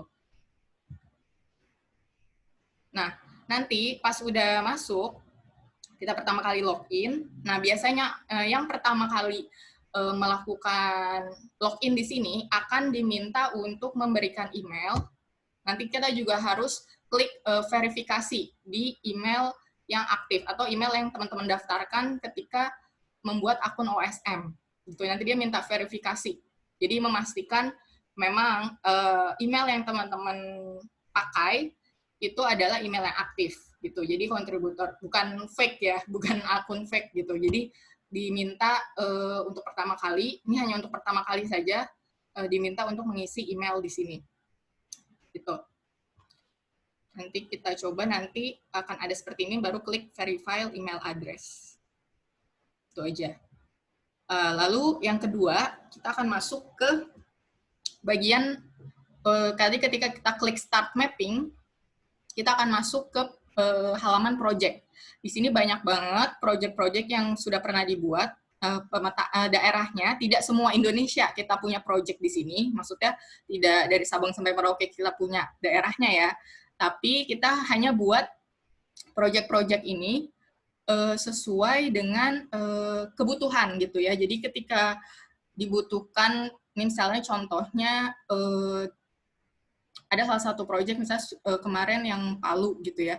Nah, biasanya kita tulis ini respon bencana Palu, atau misalnya daerah prioritas RPJMN BNPB gitu. Jadi emang daerah prioritas yang harus digitasi gitu. Nah, kalau kita lihat di sini ada banyak sekali project. Kita bisa search langsung di sebelah kiri. Jadi teman-teman bisa langsung ketemu tuh daerahnya. Misalnya teman-teman udah tahu nama daerahnya, langsung diklik juga bisa. Nanti ada daftar proyek taskingnya juga. Terus nanti juga ada ketahuan mapping difficulty-nya ya. Jadi kesulitan dalam mapping ini ada priority-nya, apakah udah untuk beginner, level beginner, atau level advance. Maksudnya kita bisa lihat dari sebanyak apa kontributor itu melakukan kontribusi di OSM. Jadi pasti beda nih, yang beginner yang baru-baru buat pasti akan dicap sebagai beginner, jadi levelnya beginner, hanya bisa mengerjakan yang level beginner. Ntar ada yang advance itu artinya dia udah bisa melakukan validasi dan sudah banyak kontribusinya, nanti baru bisa mengerjakan yang project yang advance ya. Gitu. Jadi kita juga bisa lihat selain mapping difficulty juga ada organisasi, misalnya kayak contohnya PMI, Palang Merah Indonesia, ini hanya beberapa organisasi saja yang bisa membuat tasking di sini, tidak semua organisasi bisa. Jadi tergantung keperluan mereka ya. Nah, terus campaign. Jadi campaign-nya itu apa? Apakah mereka punya campaign, suatu kegiatan campaign tertentu, biasanya nanti ada di bagian informasi tasking project-nya gitu. Bisa dibaca aja di taskingnya. Nah, ini bisa juga melihat dari, kalau yang tadi kan lihat dari list project taskingnya ya, nama projectnya. Nah, kalau ini bisa juga lihat dari map view. Gitu. Jadi bisa lihat dari di daerahnya. Jadi klik aja di bagian grid view, ada map view. Nah, ini bisa lihat, oh daerah mana nih yang ada taskingnya gitu. Jadi lihat dari petanya juga bisa gitu ya. Jadi ada dua cara, grid view sama map view. Kalau grid view untuk lihat dari daftar tasking, kalau map view untuk lihat dari petanya. Nah, tapi grid view juga biasanya kita juga lihat dari ini ya, priority-nya. Kalau misalnya priority-nya high, biasanya dia paling atas. Artinya sangat urgent ya untuk dipetakan. Biasanya dia ada di bagian paling atas priority-nya. Sedangkan yang low, yang maksudnya tidak terlalu urgent untuk didigitasi, biasanya ada yang paling bawah. Gitu. Jadi ada urutannya ya dari ini. Nah, lalu ketika kita klik salah satu task atau project yang tadi, ini misalnya teman sudah klik nih, contohnya tasking Kelurahan Penjaringan. Biasanya ada nama project-nya, terus nanti kita juga bisa lihat jumlah orang yang sedang memetakan, active mappers, artinya teman-teman ketika login, udah klik itu dan sedang memetakan, dihitung 1. Jadi yang lagi aktif saat itu kita bisa lihat ada berapa active mappers. Terus di sini juga ada judulnya. Lalu di sini ada pihak yang terlibat, ya contohnya IKE Indonesia, Mercy Corps Indonesia, itu bisa dilihat siapa yang terlibat di sini. Lalu ada deskripsi project, bisa baca lebih lanjut di sini juga ketika sudah dibuka. Dan lalu ada informasi detail project seperti last update-nya kapan, terus priority-nya medium, high, atau low gitu ya. Terus difficulty-nya beginner atau advance. Nah, itu bisa dilihat di sini. Nah, lalu kita juga bisa lihat ketika kita scroll agak ke bawah lagi. Jadi ini sebenarnya satu page, cuman kita agak scroll ke bawah. Nah, ini ada namanya, kita juga bisa lihat entities to map. Jadi di sini biasanya dikasih tahu yang perlu dipetain tuh apa. Apakah hanya bangunan, apakah bersama jalan-jalannya, atau apa gitu. Nah, biasanya kita bisa cek keterangannya di entities to map ini. Gitu. Jadi bisa tahu, oh mereka tuh butuhnya objek apa sih gitu. Lalu ini Changset comment itu biasanya sudah kita taruh di sini, biasanya otomatis. Jadi ketika teman-teman upload, kayak tadi Mbak Troy bilang, sebelum mengupload, biasanya kita disuruh nulis komentar atau hashtag tertentu ya. Nah, kalau sudah pakai Tasking Manager, nanti ketika upload nggak perlu lagi ngisi komen hashtag itu, karena kita sudah berikan otomatis gitu. Jadi nanti dia akan muncul otomatis, nggak usah diketik lagi gitu. Kecuali teman-teman mau menambahkan hashtag yang lain gitu. Tapi biasanya kita sudah taruh hashtagnya di Tasking Manager-nya gitu. Jadi ini akan otomatis muncul ketika teman-teman mau mengupload datanya lewat GOSM. Gitu. Terus nanti juga ada keterangan how to contribute. Nah, ini biasanya nanti kita kasih keterangan nih, misalnya cara memetakannya, misalnya misalnya yang masih baru-baru metain ya, mereka nggak tahu cara memulai, ini biasanya kita kasih step by step-nya di sini, bisa dibaca aja, atau misalnya mungkin mau keterangan citra satelit yang dipakai, misalnya apa gitu. Jadi bisa dibaca lebih detail di how to contribute ini. Nah, lalu setelah udah di paling bawah ini, kita bisa klik map atau validate. Nah, jangan salah pencet. Jadi kalau misal klik map itu artinya untuk memulai memetakan, tapi kalau validate itu modenya udah melakukan validasi. Artinya melakukan cross check ke data-data yang sudah selesai, area yang sudah dipetakan tadi. Ini yang warna kuning, ini contohnya area yang sudah terpetakan, yang hijau kan tervalidasi. Nah, validate ini hanya bisa dikerjakan ketika sudah ada kotak-kotak kuning ini. Jadi kita hanya bisa klik kotak yang sudah selesai gitu. Sedangkan kalau yang map, nanti kita akan klik yang ready. Maksudnya yang ready yang masih belum terpetakan, warnanya putih. Gitu. Nanti kita bisa cek nih contohnya. Oh ya, kita juga bisa ganti citra satelit. Jadi kalau kita scroll ke bawah, nih tampilan full-nya, itu kita bisa klik di pojok kanan atas, terus mau ganti citra satelit juga bisa, ya. Ganti base map-nya. Nah, ini yang tadi aku bilang arti-arti dari warna yang ada di Tasking Manager ini gitu. Yang pertama ready itu warna putih, itu artinya bisa teman-teman petakan, yang bisa diklik untuk di lock ya, untuk dipetakan. Nah, yang warna kuning mapped itu artinya sudah dipetakan. Jadi telah selesai dipetakan gitu. Nah, makanya jangan kalau bisa ketika teman-teman pengen mengganti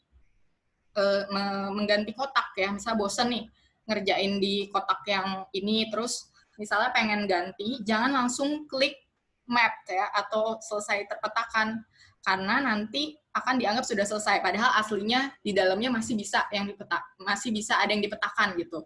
Nah, jadi hati-hati jangan langsung klik map ya, gitu, karena nanti akan orang langsung beralih tidak lagi membuka lagi yang warna kuning ini, kecuali nanti orang yang validasi yang akan ngecek itu. Gitu. Terus bad imagery itu warna abu-abu, itu mungkin ada sebelumnya orang ada yang buka, terus dicek citra satelitnya tertutup awan gitu atau mungkin tidak jelas, nanti bisa diberi tanda yaitu bad imagery gitu. Terus validated atau tervalidasi itu ya yang warna hijau, yang hijau tadi ini. Jadi yang warna kuning ketika divalidasi dan sudah dicek sudah benar datanya, nanti akan berubah menjadi warna hijau, akan diubah menjadi warna hijau gitu. Nah, itu validated. Nah, bedanya apa sama invalidated nih, yang warna merah? Kalau teman-teman lihat yang warna merah, artinya ketika si validator ini melakukan validasi dan ngecek, ternyata masih banyak banget yang salah, atau perlu ditambahkan lagi, perlu dilengkapi lagi, atau mungkin ada yang masih kurang bagus ya digitasinya, itu bisa dipilih invalidated. Artinya nanti orang si mappersnya bisa melakukan atau melengkapi lagi pemetaan di daerah itu, di grid itu ya. Nah, lalu nanti ada yang warna biru muda, itu tidak bisa diklik ya, artinya locked, terkunci gitu. Jadi sudah dipilih atau sudah di-lock oleh pengguna lain. Jadi teman-teman nggak akan bisa ngeklik yang warna biru ini. Kalaupun bisa ngeklik, ada tulisannya lock by siapa, nama mappersnya gitu ya. Nah, kalau yang lock by you atau dikunci oleh Anda, itu nanti ada garis biru tuanya gitu. Itu artinya yang sedang kalian lock saat itu. Gitu. Jadi beda ya antara lock ini sama lock oleh diri sendiri sama lock yang lagi dikunci oleh orang lain gitu. Nah, nanti ini ada di bagian legend ini ya. Jadi teman-teman bisa cek lagi ketika buka tasking manager-nya. Nah, ini untuk memulai kontribusi di tasking manager. Pertama tadi ya, klik map. Terus kita bisa select random task atau klik aja, pilih salah satu. Habis itu klik start mapping. Gitu. Nanti di sini dia udah di-lock, terus pilih JOSM, baru start editor. Gitu. Jadi pilih ininya ya. Pertama, klik apa tadi? Klik map. Saya ulang lagi, jadi klik map terlebih dahulu, terus bisa select random task atau pilih langsung. Nah, kalau sudah, pilih, jangan lupa klik start mapping, lalu nanti diganti ID editor ini jadi JOSM, karena kita mau ngedit pakai JOSM, baru klik start editor. Jadi nanti otomatis wilayah yang sudah teman-teman pilih tadi, grid tadi itu akan terdownload di JOSM teman-teman. Gitu. Makanya tadi Mbak Troy bilang, tolong centang remote control-nya ya. Karena itu tadi, remote control itu yang fungsinya untuk mengkoneksikan antara tasking manager ini sama JOSM yang sudah teman-teman buka. Jadi pastikan dulu JOSM-nya sudah terbuka, baru bisa klik start editor. Karena kalau JOSM-nya masih ketutup nih, belum dibuka, dia nggak connect gitu ya. Tapi kalau JOSM-nya sudah terbuka, teman-teman klik start editor, nanti teman-teman akan switch ke JOSM, buka JOSM-nya lagi. Nah, nanti akan muncul tuh data-data existing yang ada di grid yang teman-teman pilih barusan, gitu ya. Itu jadi sebenarnya sama aja seperti mendownload data, tapi menggunakan tasking manager. Jadi daerahnya sudah ditentukan oleh si tasking manajernya. Teman-teman tinggal pilih saja, gitu. Nah, habis itu nih setelah teman-teman melakukan editing, yang kayak tadi Mbak Troy bilang ya, itu nanti tinggal ketika klik upload, itu sudah otomatis sudah ada hashtag-nya, misalnya namanya Mappathon UGM atau hashtag Training University, ntar ada. Nah, itu nggak perlu dirubah lagi. Tinggal teman-teman klik aja, yang perlu diklik itu adalah ini, automatically obtain source from current layers. Maksudnya tentukan imagery yang dipakai aja gitu. Jadi saya diklik, dia otomatis akan menampilkan nama imagery yang teman-teman pakai. Jadi misalnya pakai Maxar, otomatis muncul Maxar. Jadi nggak usah ditulis Maxar, bla bla bla, nggak usah diketik manual ya, tapi klik aja automatically obtain ini gitu. Nah, baru habis itu upload, tinggal di-upload aja gitu ya. Jadi change and comment sudah ada, tinggal tidak usah diapa-apain, baru nanti klik ini, baru nanti klik upload change. Nah, gitu. Terus setelah memetakan, sudah mengupload di JOSM, teman-teman balik lagi ke tasking manager. Karena apa? Karena teman-teman masih melock area yang tadi sudah teman-teman kunci kan, gitu ya. Jadi sekarang teman-teman bisa antara dua nih pilihannya. Teman-teman mau switch ke grid yang lain atau pindah kotak karena mungkin teman-teman bosan atau terlalu banyak area, pengen ganti area. Nah, itu nanti ditulis aja di komentarnya, misalnya menambahkan bangunan gitu kan. terus pilih stop mapping, gitu. Jadi tetap ditulis komentarnya, teman-teman sudah melakukan apa saat itu, lalu nanti dipilih stop mapping. Nih, misalnya menambahkan bangunan, gitu. Nanti pilih stop mapping. Nah, bedanya yang kedua adalah mark as completely mapped, hanya diklik ketika teman-teman sudah selesai memastikan semua objek yang ada di grid teman-teman itu sudah selesai dipetakan. Jadi sudah tidak ada lagi bangunan yang perlu dipetakan, sudah tidak perlu ada lagi jalan yang perlu dipetakan, dan sudah teman-teman anggap, oh udah nih udah komplit, baru teman-teman klik yang tadi apa? Completely mapped ya, warna oranye tadi. Jadi bedanya stop mapping kan yang warna putih, yang warna oranye udah mark as completely mapped gitu. Jadi sudah akan di mark jadi warna kuning gitu. Jangan lupa ini ya. Tadi juga ada ditunjuk kalau setiap user yang memetakan di satu kotak itu punya batas waktu yaitu 2 jam.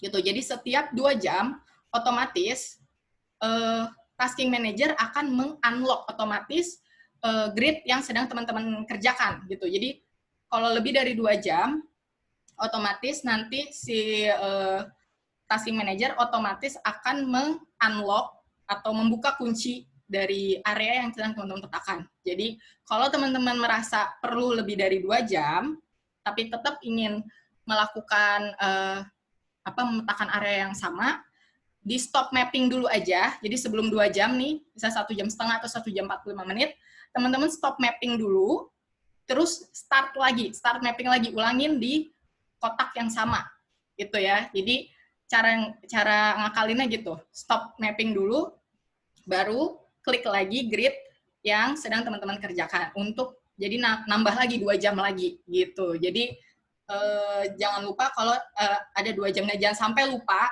Kalau misalnya lupa, biasanya nanti bisa ada kemungkinan orang lain nge-lock kerjaannya areanya teman-teman gitu. Jadi bisa terjadi konflik. Bisa jadi ada 2 orang karena teman-teman nggak sadar kalau area teman-teman sudah ke-unlock oleh si tasking manager. Jadi jangan lupa waktu ya ketika melakukan pemetaan di tasking manager ini. Tetap dicek batas waktunya udah tinggal berapa gitu. Oke, jadi itu ya stop mapping untuk pindah ke grid yang lain. Ya, tadi batas waktu 120 menit, bisa di stop mapping dulu untuk menjadikan 2 jam. Oke. Nah, ada yang perlu diperhatikan yaitu jangan mengedit tadi ya, sama kayak Mbak Tri, jangan mengedit di luar tasking yang dipilih. Jadi jangan mengedit di area yang di arsir ini, karena ini adalah area tetangga teman-teman. Jadi mungkin ada yang temannya lain, misalnya saya mengedit di sini, Mbak Tri ternyata di samping saya. Nah, ini bisa terjadi rawan konflik lagi ya. Balik lagi, karena bisa jadi mungkin ada jalan yang nggak sengaja kepindah gitu ya ketika mengedit dan lain-lain. Nah, kalau masih lowong, pilih yang tidak bersebelahan persis. Tapi kalau memang ada yang bersebelahan, ya nggak apa-apa, tapi lebih hati-hati ketika mengedit objek-objek yang ada di pinggiran-pinggiran ini. Karena bisa kemungkinan terjadi konflik sama teman sebelahnya, gitu. Jadi jangan mengedit di area atau mengedit objek yang ada di area yang terasir ini ya. Gitu. Nah, terus nih, kalau misalnya ada, ini Mbak, saya sudah download, tapi ternyata ada bangunan yang sedikit di tengah-tengah ya, di tengah-tengah antara area kerja saya dan area kerja teman saya yang lain nih, yang diarsir gitu. Nah, kalau misalnya ini ternyata kosong tadinya, nih warna apa nih, yang bangunan ini nih, tadinya misalnya tidak terpetakan, terus kita pilih, kita edit, nggak apa-apa, disisakan aja sesuai ini ya, sesuai bentuk aslinya ya, tetap ikutin bentuk aslinya. Terus kalau misalnya ada jalan, nggak apa-apa dilebihin sedikit ke sebelahnya gitu, supaya nanti yang sebelahnya bisa melanjutkan jalan yang tadi itu. Teman-teman kan nggak mungkin metain jalan terus sampai selesai kan, misalnya jalannya panjang nih sampai sini. Nah, teman-teman bisa membantu yang sebelahnya untuk menyambung jalan yang sudah teman-teman petakan ini. Ini case-nya kalau jalannya ini belum ada sebelumnya ya. Ini juga misal objeknya belum ada sebelumnya, nggak apa-apa dipetain aja walaupun sedikit keluar dari garis dari area kerja yang teman-teman pilih gitu. Jadi nggak apa-apa. Jadi ini perlakuan khusus aja untuk beberapa objek yang belum dipetakan. Oke, mungkin itu aja untuk menggunakan tasking manager. Ini kita masih ada waktu ya. Jadi kita bisa mau praktek dulu apa sambil praktek tanya jawab nih Mbak enaknya? Mungkin sambil praktek tanya jawab aja kali ya. Jadi dikasih gambaran sedikit, besok kan teman-teman belajar sendiri ya. Jadi kalian diharapkan untuk membantu pemetaan di tasking manager Balikpapan ini selama di hari tersebut nih. Gitu. Sambil untuk menyicil juga ya, kan kalau untuk mendapatkan sertifikat, e-sertifikat, dan juga ada sedikit hadiah menarik dari kita, kalau nanti misalkan teman-teman bisa 2 atau 3 orang digitasi tertinggi nih, akan kita berikan sedikit hadiah menarik seperti itu. Ya, jadi sekarang dicoba aja tasking manajernya, dibuka, dan kalau nanti menemukan masalah bisa langsung ditanyakan, mau diaktifkan voice-nya juga boleh, mau di sharing screen-nya juga bisa ya, nanti bisa kita kasih aksesnya. Oh ya. Silakan Mbak Sela dipandu lagi. Ya, jadi untuk ke link tasking manager, teman-teman bisa ke tm3.openstreetmap.id. Ya, tm3.openstreetmap.id. Gitu. Itu adalah tasking manager versi 3. Mungkin aku nggak tahu tuh teman-teman pernah melakukan beda view-nya, beda user interface-nya, itu bisa jadi yang tasking yang versi yang lama ya. Ini versi yang terbaru, tm3.openstreetmap.id. Gitu. Jadi bisa buka di sini. Lalu jangan lupa untuk login terlebih dahulu.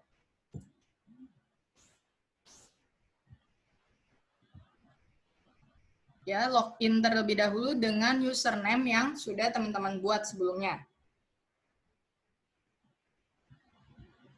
Dan masukkan password teman-teman ya. Lalu klik login.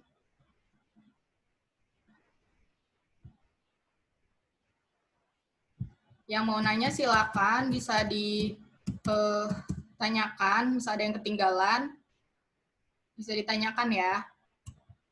Sorry, passwordnya salah.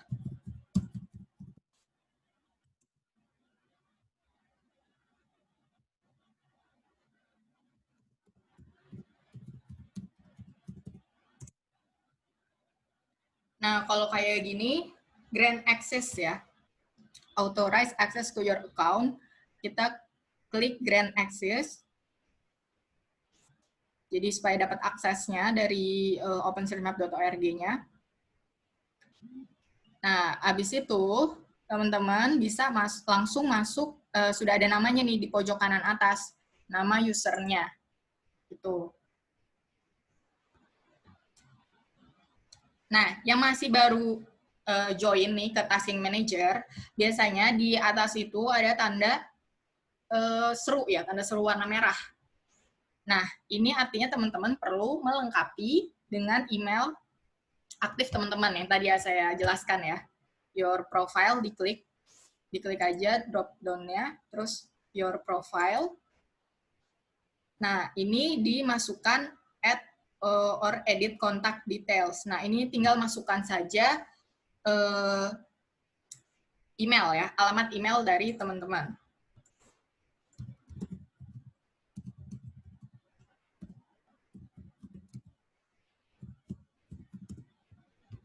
Nah, ini yang Facebook, Twitter, LinkedIn itu opsional aja. Nah, ini yang penting email. Dan ini hanya bisa dilihat oleh masing-masing profile ya, jadi nggak akan diketahui oleh orang lain. Lalu pilih save. Klik save ya. Nah, biasanya di sini juga ada level mappernya nih, bisa beginner atau advance, nah gitu. Jadi bisa dilihat juga status dari level mappernya. Di save. Nah, cek ke email masing-masing. Ya, email masing-masingnya biasanya langsung dikirimkan dari tasking manager. Tuh.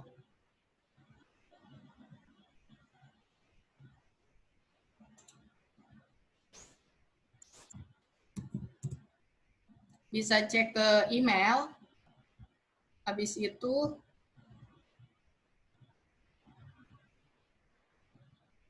nah, ini biasanya ada email verification-nya. Dari Hot Tasking Manager, terus pilih click here to verify your email address ya. Diklik.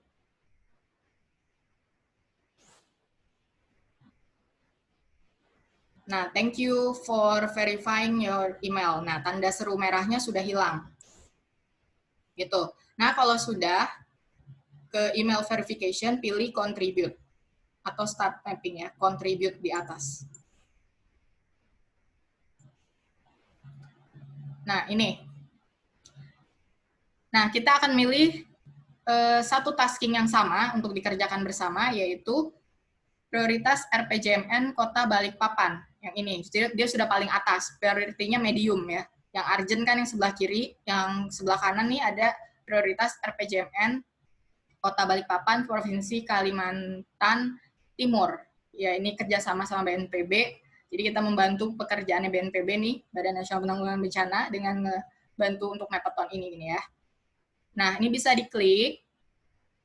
Ini saya kasih linknya di sini, di chat. Oh, sudah diberitahu ya sama Dewi. Oke. Nah, ini bisa kita lihat ada tadi ya judul, terus ininya, deskripsinya, dan lain-lain. Dan ini untuk beginner, jadi yang di sini yang perlu diperhatikan adalah kita lebih mengedepankan ke bangunan ya, gitu ya. Jadi prioritasnya ke bangunan sama mungkin jalan yang besar ya, jalan utama. Nah, lalu tadi bagaimana? Ini kan kita bisa lihat masih kosong ya, yang ready-nya masih banyak banget, yang map tuh masih belum ya, paling yang ini karena di laut, jadi dianggapnya sudah tidak ada yang dipetakan di situ. Nah, kalau memulai start mapping tadi seperti apa? Kita scroll dulu, ada di paling bawah. Ada di paling bawah terus. Nah, di sini. Paling mentok ya, ke bawah. Terus ada pilih ready to get started, pilih yang map. Nah, pilih map. Lalu, di sini kita bisa pilih satu atau mau ngeklik manual nih, mau yang mana nih, gitu ya, terserah. Atau pilih yang random text ya, yang kedua. Nah, kalau sudah pilih grid, pilih kotak, lalu klik start mapping.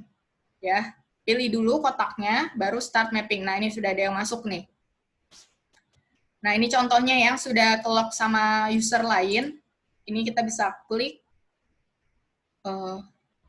Nah, ini bisa kita lihat nih, oh yang masuk Berliana nih. Nah, kita bisa tahu siapa yang lagi nggak bisa dipilih start mapping ya. Kalau sudah sama orang, di lock sama orang. Ya, bagus, banyak yang sudah masuk, yang lain bisa coba masuk. Di lock aja, salah satunya random aja, terus pilih start mapping. Oke, start mapping. Sorry. Ada orang di samping. Pindah dulu, takut terkumpul. Nah, cari yang agak lowong aja. Kalau sudah mulai penuh, kita pindah ke yang lain. Oke, nah kalau udah kayak gitu, udah start mapping, saya sudah nge-lock punya saya. Nanti bisa pilih ini, tadinya ID editor, dipilih JOSM, lalu pilih start editor. Ya, pilih ganti dulu JOSM, lalu pilih start editor. Start editor. Nah, kalau sudah, kita bisa lihat kelap-kelip di JOSM kita ya, itu tandanya sudah terdownload. Silakan buka ke Java OpenStreetMap teman-teman.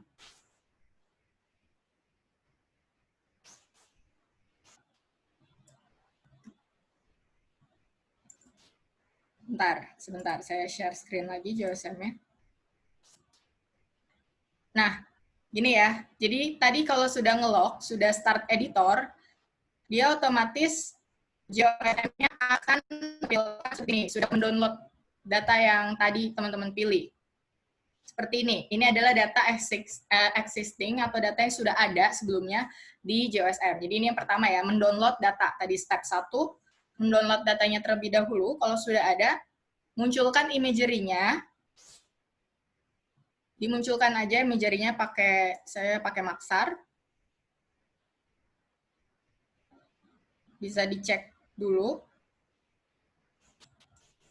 Nah, ini kan contohnya punya saya, ternyata bangunannya itu tidak terlalu banyak ya. Nah, ini hampir semuanya sudah terpetakan. Mungkin ada yang belum dipetakan, bisa dicek perlahan aja, jangan buru-buru. Kita bisa ngecek. Nah, kalau misalnya ada menemukan bangunan yang belum dipetakan, silakan tambahkan bangunannya. Nih, contohnya ini saya ada bangunan nih yang belum dipetakan. Tinggal lakukan hal yang sama, tinggal pilih building tools, atau draw building, atau pencet B di keyboard, terus tinggal letakkan saja sesuai dengan citra satelitnya. Gitu. Nah, ini kalau misalnya teman-teman, kalau bisa dibikin lebih rapih ya. Nah, ini mungkin kalau kita lihat kok ini agak kurang sesuai ya sama citra satelit aslinya, kok agak geser gitu. Nah, kemungkinan dia memakai mapper sebelumnya itu memakai citra satelit yang berbeda sama kita. Cara taunya gimana? Misalnya kita select tool nih salah satu bangunan ya. Terus Ctrl H atau kita lihat historinya dia. Oh, ternyata dia memakai digital globe tadinya. Ya, digital globe standar. Nah, jadi bisa dicek nih, misalnya kalau misalnya ada bangunan, mau lihat historinya, bisa Ctrl H, terus bisa dicek, oh dia source-nya itu dari digital globe. Ini contoh ya. Saya pakai Maxar ya, pasti nanti bisa ditemukan beberapa bangunan yang tidak agak geser sedikit lah dari digitasinya, itu agak sedikit bergeser dari aslinya ya di citra satelit. Nah, mungkin kalau misalnya kita ganti ke digital globe itu bisa. Gitu. Jadi tadi kan kalau mau lihat saya nggak ada digital globe, bisa di edit preference UMS TMS, terus cari digital globe. Mana ya? Kalau nggak salah infonya digital globe itu sudah diganti sama Maxar deh Mbak Sela. Oh gitu, oke. Berarti nggak usah diganti. Ya. Jadi kayak misalnya contoh S3 atau yang lain nih yang masih ada, kita bisa cek ya di yang tadi edit preference UMS itu. Nah, jadi nggak apa-apa ya agak geser sedikit, asal tidak terlalu bergeser banget. Itu memang perbedaan citra satelit akan menghasilkan sedikit pergeseran. Jadi nggak apa-apa.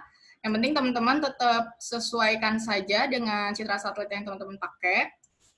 Nah, kita sarankan pakai Maxar aja, supaya ya itu yang terupdate ya soalnya. Nah, ini kayak contohnya ini. Nah, silakan teman-teman lengkapi bangunan-bangunan yang belum atau jalan yang sekiranya masih belum terdigitasi, silakan dilengkapi seperti itu. Nah, jangan lupa untuk setelah terakhir nih, misalnya teman-teman mau selesai atau pindah ke passing grade yang lain, jangan lupa untuk pilih dulu upload ya, file, upload data, atau bisa lihat di yang paling atas ini nih, di sampingnya download ada upload yang tanda panahnya ke atas, upload.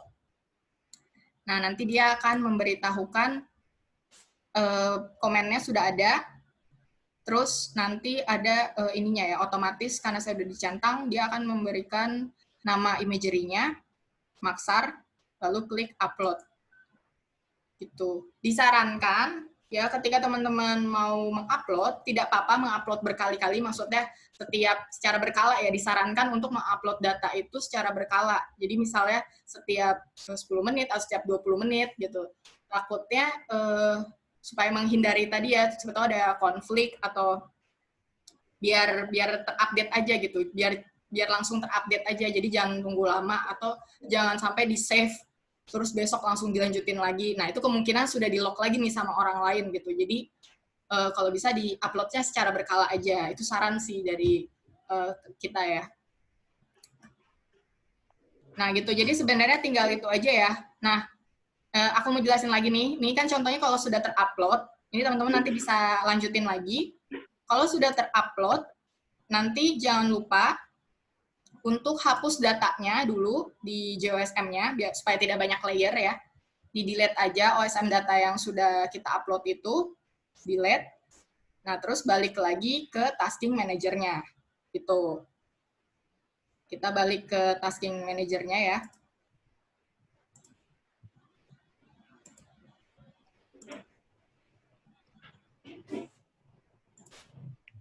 Nah, kalau misalnya sudah nih, tadi sudah dihapus ya layer di JOSM-nya, kita bisa balik ke tasking manager, lalu kasih komen. Komennya jangan lupa menambahkan bangunan.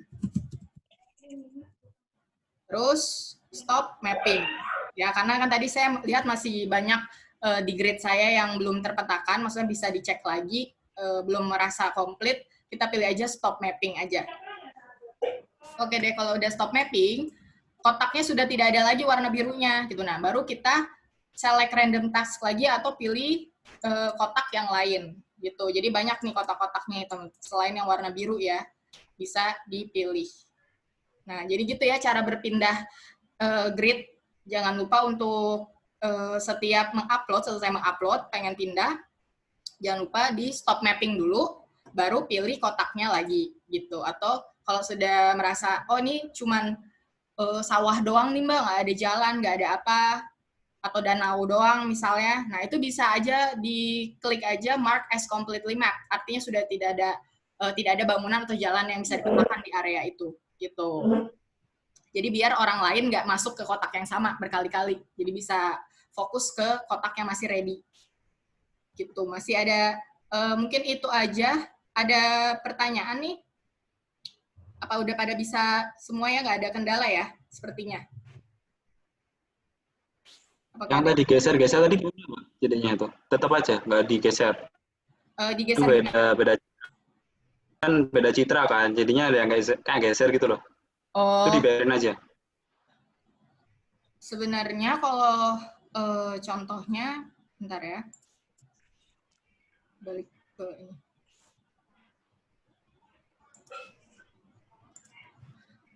Sebenarnya kalau gesernya masih sedikit aja, itu nggak apa-apa sih, nggak harus digeser. Tapi sebenarnya ada juga, ini saya tadi udah hapus ya datanya. Bentar ya. Ini misalnya kita download. Ini misalnya kan ada kayak gini ya, sebenarnya tuh bisa pakai imagery offset, adjust imagery offset, di bawah imagery ini ada adjust imagery offset, itu nanti bisa digeser, jadi klik kiri terus geser gitu. Nah itu buat nge-adjust citra satelit yang agak bergeser ya dari hasil digitasi. Jadi kita bisa sesuai referensinya. Gitu. Tapi kalau nggak terlalu parah, sebenarnya nggak apa-apa sih. Gitu. Jadi kalau yang parah banget nih baru di-adjust gini. Gitu. Jadi kita bisa memulai dengan referensi yang sama. Gitu. Tapi biasanya kalau kita adjust yang ini, yang sebelah, yang atas misalnya nggak seragam gitu loh. Jadi ya agak tricky sih untuk adjust imagery offset ini gitu. Karena emang dari awal udah beda sumber imagery gitu.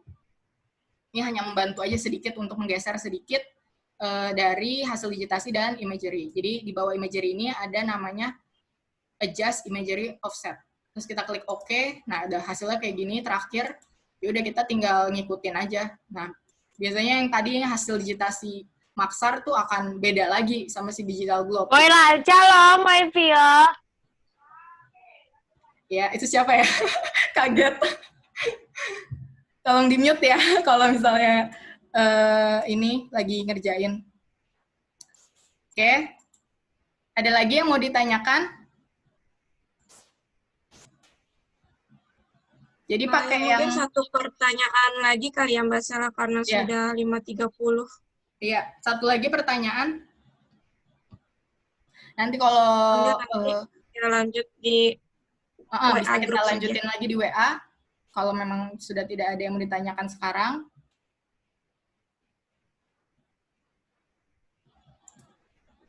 Oke. Jadi kayak gitu ya teman-teman, tinggal di lock aja sesuai, tapi jangan lupa di stop mapping kalau mau pindah. Tuh, jadi tetap sesuai yang lagi di lock ya ngerjainnya.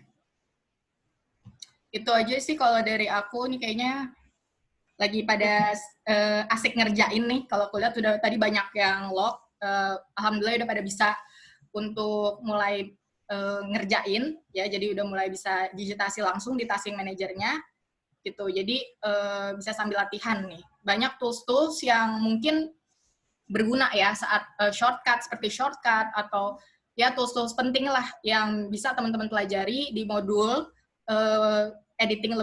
editing dasar dan editing lebih lanjut. Itu bisa dicek aja ke sana untuk tahu tools-tools yang penting supaya Mapperton, supaya mendigitasi itu jadi gampang gitu ya. Jadi bisa dicek di sana. Gitu. Itu aja sih dari aku, Mbak Dewi. Ya, terima kasih Mbak Sela dan Mbak Tati untuk hari ini karena telah berbagi mengenai bagaimana cara menambahkan data di OSM ya, baik secara individu maupun secara partisipatif. Nanti teman-teman kalau masih menemukan kendala bisa di screenshot dan dikasih atau di sharing aja di grup WA-nya. Nanti kami akan segera menjawab pertanyaan-pertanyaannya dan diharapkan besok tetap memetakan ya lewat tasking Balikpapan tadi. Kalau misalkan sudah penuh, nggak ada lagi yang bisa dipetakan, bisa di mark as done, seperti tadi yang sudah ditunjukkan Mbak Sela.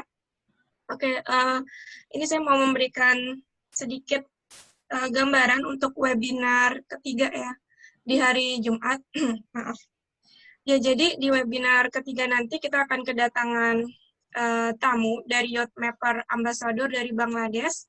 Nanti diharapkan teman-teman yang masih ingin tahu nih apa itu Yacht Mapper, bagaimana bisa bergabung, apa saja keuntungannya kalau misalkan sudah join ke sana, dan apa sih keuntungan juga menjadi ambasadornya Yacht Mapper, itu bisa di-keep pertanyaannya dan ditanyakan langsung ya ke Maliha namanya kalau nggak salah.